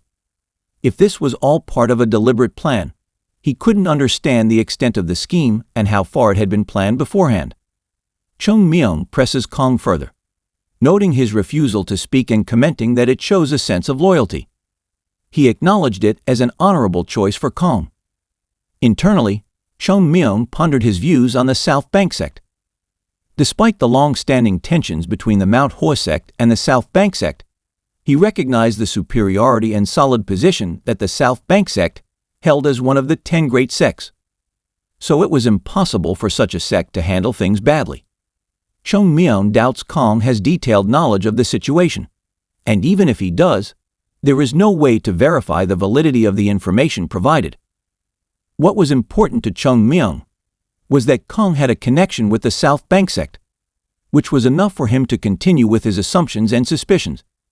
Chung Myung expresses his hatred for the dishonorable actions of the South Bank sect, accusing them of trying to steal not only martial arts techniques, but the entire sect through deceptive means. In response, Kong spoke up, suggesting that it would ultimately be better for Mount Hua sect if they collapsed. He argued that without their lost techniques, they could no longer be the sect they once were, and their destruction was inevitable. He stated that by hastening their downfall, he had done them a favor. But Chung Myung interrupts Kong's reasoning and vehemently challenges his statement. He wanted to know who was claiming that Mount Hua sect had lost their ancestral technique. He criticized people who spread baseless information without confirming its veracity. He suggested that Kong should just state that he disliked Mount Hua sect instead of hiding behind false claims. At least he would accept that as an excuse, considering Kong's affiliation with the South Bank sect. Chung Myung reflects on the similarities between the Mount Hua sect and the South Bank sect. Both sects have strong internal ties and use the sword as their main weapon in martial arts. And if two great sects with many similarities were next to each other, one of them would definitely perish. Although Kong repeatedly denies his affiliation with the South Bank sect, Chung Myung rejects his words and engages in humorous banter. Chung Myung then makes Kong an attractive offer, offering to show him something interesting in exchange for revealing the Tai Godly Palm technique. He hints that it would be an interesting experience if Kong knew what he was showing him, but it would be disappointing if he didn't. And Chung Myung told Kong to convey this message to the person who sent it there. Swinging his sword, Chung Myung showed off his impressive speed and strength, creating strong winds with his slash. Despite his ferocious appearance, Kong realized that his slash did not reach his body. He wondered what Chung Myung wanted to achieve with his swordplay. Chung Myung spoke metaphorically, comparing the spirit of the Mount Hua sect to plum blossoms that gave off the strongest fragrance when they bloomed in the snow. He emphasized that even in the current challenging situation, the sect's spirit remains resilient. As he demonstrated, his sword techniques caused illusions of plum blossoms to fall around them. Shocked to see countless plum blossom petals descending on him, Kong was both stunned and in disbelief. He then recognized the technique as the 24 moves plum blossom sword technique, plum blossom rainfall. As the plum blossoms enveloped him, Kong found himself unable to comprehend what he was witnessing. The plum blossom rainfall caused him to kneel and eventually lose consciousness, falling to the ground. Chung Myung, despite displaying impressive martial arts, finds himself weak and injured to the point of coughing up blood. He realized that his inner strength was still lacking, and the exertion from recent actions had taken a toll on his current state. Speaking to one of the hidden merchants, Chung Myung called them forward, and all the merchants emerged from their hiding places. He asked if anyone wanted to be beaten before leaving, but no one answered. When he proposed the option of leaving without being beaten, the merchants eagerly volunteered, each declaring their desire to leave in the place of the others. Accepting their cooperation, Chung Myung sarcastically acknowledges their willingness. However, before he finished his statement, the merchants ran past him, thanking him profusely. Chung Myung immediately stops their escape, asking them to stop.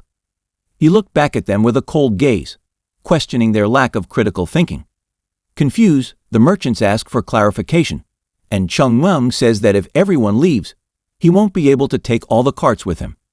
He urged them to use their brains and asked every merchant to report the amount of wealth they had in their carts. The merchants quickly responded, stating their earnings.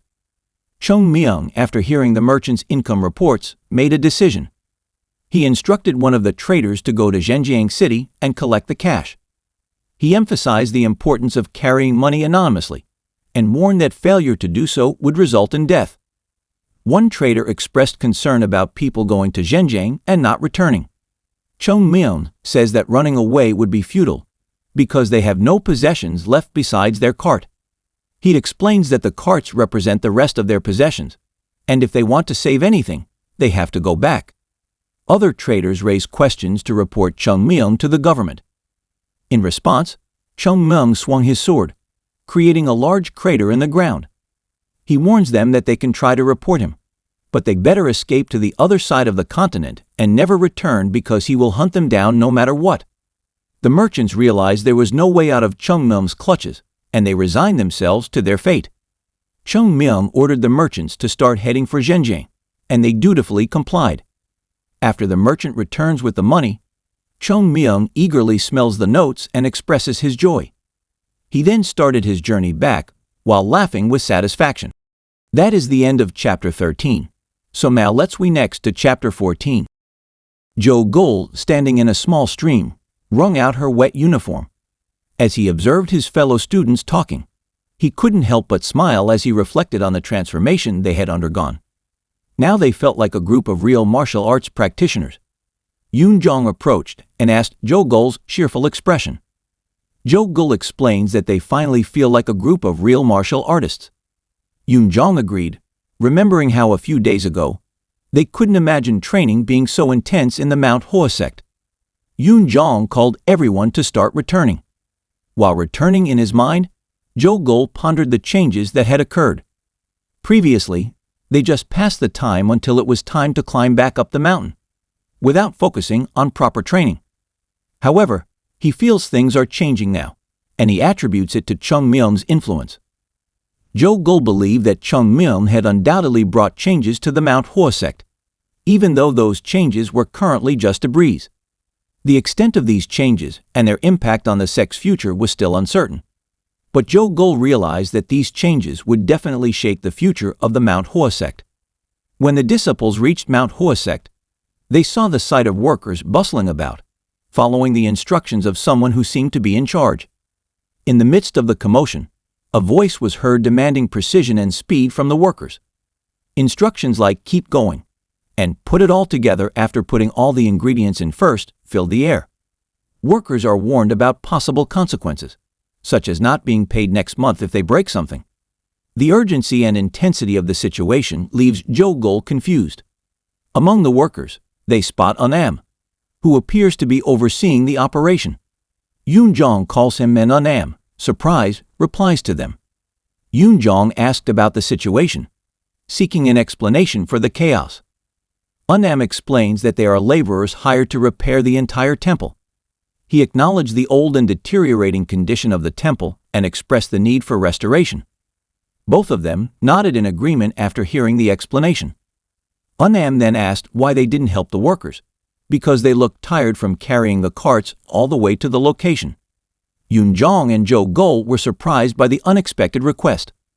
Unam's tone turned firm as he urged them to get to work immediately.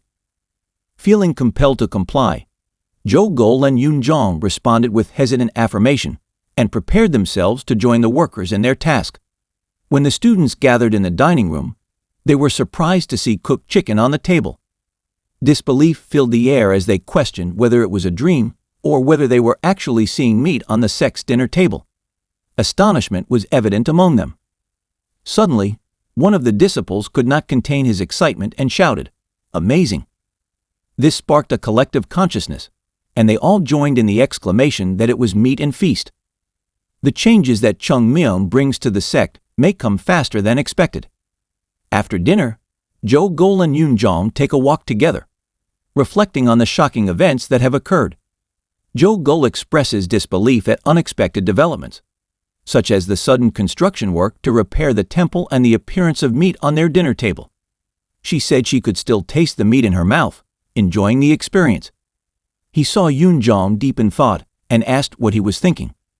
Yoon Jong smiled faintly and answered, saying that he was contemplating how great money is. Now that they had money, so many new changes were taking place in the sect, and he had never seen the great brother Unam laugh so happily before. Curious about their next action, Jo Gul asked Yoon Jong's opinion. Yoon Jong replied that they should already know the answer. Mount Hoa sect was undergoing rapid changes, and they needed to prepare for what was to come. Jo Gul stared at her new uniform, thinking of ideas to prepare for further changes. Yoon Jong added that this is not just a matter of financial prosperity. He shows them the secret martial arts book they saw in the chest, which Chung Myung reveals to them with his strange acting. Jo Gul expressed his curiosity about how Chung Myung managed to get the secret martial arts book. Yoon Jong admits that he doesn't know the specifics, but one thing is certain: the Mount Hoa sect is undergoing significant changes, and they will definitely be caught in the storm of changes brought to the sect. They need to prepare themselves if they don't want to be swept away by the impact of Chung Myung's changes. Jo Gul reassures Yoon Jong emphasizing his determination and resilience in facing the challenges ahead. He then asked where Chung Myung was.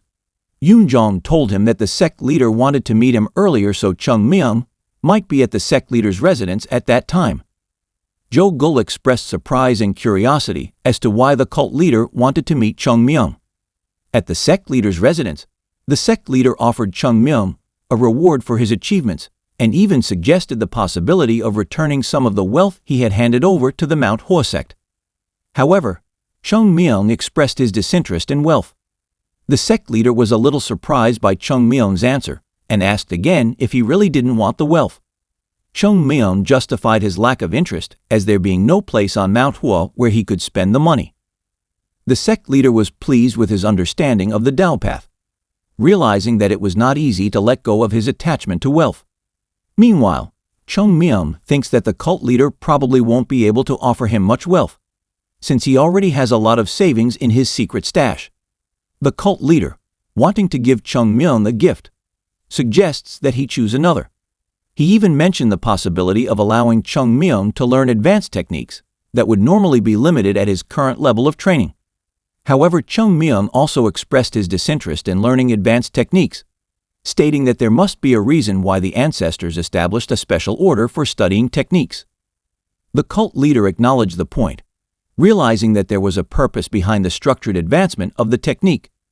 Chung Myung, however, scoffs at the idea of strictly following those orders, thinking to himself that he should be the one teaching the technique.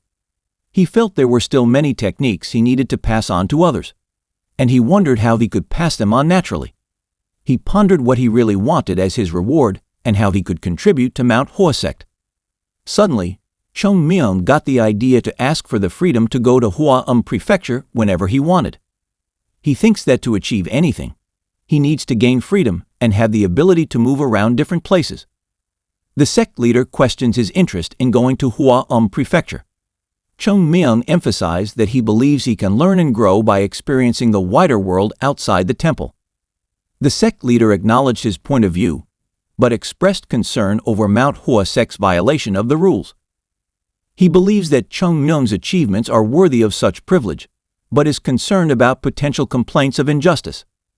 Chung Myung was frustrated with the sect leader's response and thought that the sect leader was being too picky. He felt that if he wasn't allowed to go to Hua Prefecture once in a while, there wasn't much more he could ask for. Thinking quickly, Chung Myung changes his approach and passionately shows his current physical condition, emphasizing that his body is in bad condition and his inner energy is damaged, as confirmed by the doctor. He then asked for the pills of life, which were known to restore health. The sect leader was surprised by Chung Myung's request for the pill of life and expressed his surprise. The sect leader then made his decision, and Chung Myung looked at the sect leader expectantly, eager to hear his decision.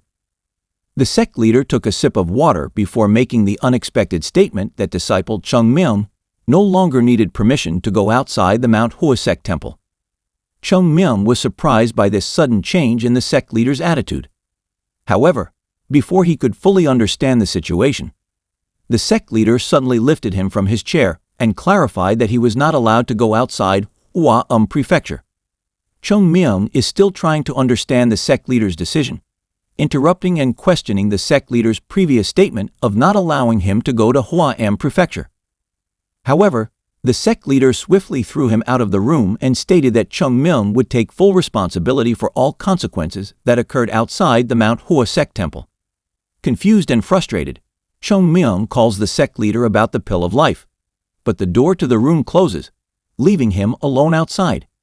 Meanwhile, the sect leader, after closing the door, thinks that he doesn't even have a pill of life for himself and finds Chung Myung's request unreasonable. Chung Myung is left to reflect on his situation and states that he would rather die than suffer like that.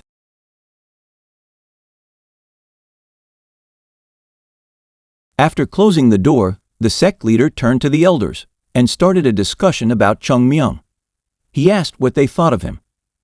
Unam expresses his belief that Chung Myung will definitely understand the way of Tao. The cult leader agrees, recognizing the wisdom he perceives in Chung Myung's speech, despite his young age. Unam thought that when he talked to Chung Myung, he didn't feel like he was talking to a child. There was a hint of childishness in him, and he could feel the spirit of the Tao radiating from him. The sect leader then turned to another elder, Hyun Sang, and asked him what he thought of Chung Myung. Hyun Sang answered that he is not an expert in evaluating people, but he shared his perception. He describes Chung Myung as a child who is not childish, in line with Eunam's sentiments. Eunam is shocked after hearing this and realizes that she is not the only one who feels this way about Chung Myung. Hyun Sang explained his perspective further, emphasizing that while some children may show maturity due to deep thoughts or difficult life experiences, Chung Myung's attitude goes beyond that. He feels that the way Chung Myung speaks and acts makes him seem like an actual adult, and sometimes even like an old man. The cult leader asks if that means Chung Myung is damaged from the inside. Hyun Sang clarifies that he didn't mean to imply that. The cult leader understands Hyun Sang's intentions, but advises them that Chung Myung is just a child and they should not attach any deeper meaning to his maturity. He reiterates the goal of their sect, which is to nurture and support individuals, not exploit them for their own gain. If they find great talent, they are responsible for encouraging their growth, and if they run into problems, they are responsible for guiding them through solutions. Both Eunam and Hyun Sang agree with the sect leader's point of view. The sect leader then shifted the topic and asked about the development progress. Eunam told him that they were having difficulty gathering more wood because of the steepness of the mountain, even though they cut down nearby trees to get as much wood as possible. They still needed a few more days to dry and trim the trees cut down for construction purposes. The sect leader then asked Eunam if he thought spending money to restore the sect's appearance immediately after getting the funds was a bad decision. Eunam assured the cult leader that he did not oppose the decision. The sect leader explained that rebuilding Mount Hua sect was necessary because when someone made new resolutions and determinations, they had to organize their environment and improve their behavior. And this is no different from a sect. This method is said to be the most effective in communicating new resolutions to students. Eunam completely agreed with the cult leader's point of view. The sect leader then turns his attention to Hyun Sang and asks him to complete the interpretation of the new technique they acquired as soon as possible. However, he warned him to avoid any careless mistakes in the process, as the fate of Mount Hua sect depended on how they taught this technique to the disciples. Hyun Sang assures the sect leader that he will be careful and avoid even the slightest mistake. The cult leader expressed his trust in Eunam and Hyun Sang. In his mind, Hyun Sang ponders whether he should tell the sect leader about his observations regarding the new technique book. He had noticed that the books looked very new even though they were at least 100 years old, and there were ink marks as if someone had written them in a hurry. He wondered if there was a bigger scheme afoot. However, he admits his suspicions may be overblown, considering the contents of the book are undoubtedly genuine. He then concluded that someone was secretly helping Mount Hua sect while hiding their identity. He pondered the identity of the individual mind that would go to great lengths to help the sect. On the other hand, Chung Myung vented his frustration, feeling that the sect leader had kicked him out just because he didn't want to give him the pill of life. Nothing good happened, even after he tried hard and rewrote all his techniques. He believed that the sect had not only lost the pill recipe, but also all its money. Chung Myung angrily declares that the sect will be destroyed. In his thoughts, Chung Myung admitted that the side effects he was experiencing from his current condition were more severe than he expected. His body did not heal as quickly as he had hoped, and he estimated it would take around half a year to fully recover. However, he rejected the idea, stating that he would not accept a long term. Chung Myung understood that losing half a year of training would be detrimental for someone as young as him. He emphasized the importance of the ideal period for building fundamental inner strength during a child's continuous growth and change. Once that period is missed, it can never be regained. Chung Myung thought of two options to recover his pure innate ki. The first was to consume the pill of life, but without access to one, he turned to the second option, which was to receive assistance through the ki transfer technique. However, he regretted that he currently had no way to find someone capable of transferring their ki to him. Recalling his past experiences, Chung Myung recalls the times when he relied on plum blossom pills to relieve a hangover. Just thinking about it triggered a strong desire to drink. He fondly recalled the pill's incredible effectiveness in reducing a hangover, allowing him to enjoy a drink without his brother knowing, and then easily eliminating the resulting hangover with a single pill. However, at that moment, a sudden realization dawned on him. He clearly remembered the true location of the life pill. Chung Myung runs through the forest, determined to find the location he remembers. He relies on his hazy memory and admits that sometimes having a bad memory can be useful in situations like this. Arriving at a steep and dangerous cliff, Chung Myung looked up at the steep and dangerous slope. This cliff was known as the most dangerous and difficult among the 5 great mountains. He knew that the place he was looking for was located in the middle of this dangerous cliff. It was a secret location that only he knew about, even within Mount Hwasect. Climbing the cliff is the only way to reach the small cave hidden inside. Although the cliff was prohibited from being used by students as a training ground due to its danger, Chung Myung considered it the perfect place to hide from his brother. It allows him to enjoy activities like drinking, eating meat, or taking a nap without being noticed. Chung Myung ponders the question, wondering why brother let him live. Come to think of it, he wouldn't let someone like him live. But that is not the main concern at the moment. There, somewhere above, lay the life pills he had hidden in his past life. If he was his past self, he could easily reach it with just 2 jumps. However, with his current body, climbing was impossible. But an idea crossed his mind. What if he tries to go down instead of up? The only problem is that it is 10 times more dangerous. With an unwavering spirit, Chung Myung accepts whatever challenges are in front of him and states that we only live once. But he quickly admitted that this was technically his second life. Tying a rope to a tree, Chung Myung began to climb down the mountain cliff. As he climbed, frustration overwhelmed him, and he vented his anger by shouting in frustration, asking why was it so difficult to revive the Mount Hwasect. The rugged, disconnected nature of the cliff makes it clear why it was forbidden as a training ground for disciples. As the name suggests, this cliff is very steep and has no steps or handrails, making it very difficult to climb. But suddenly, when he was about to go down, an accident occurred. His foot slipped, causing him to lose his balance and start to fall off the cliff. When Chung Myung finds himself falling off a cliff, panic and fear grip his mind. The realization that he could lose his life in this dangerous situation consumed him. That is the end of Chapter 15. Stay tuned for the next one. If you enjoyed the video, please remember to like, subscribe, and comment. Thank you everyone.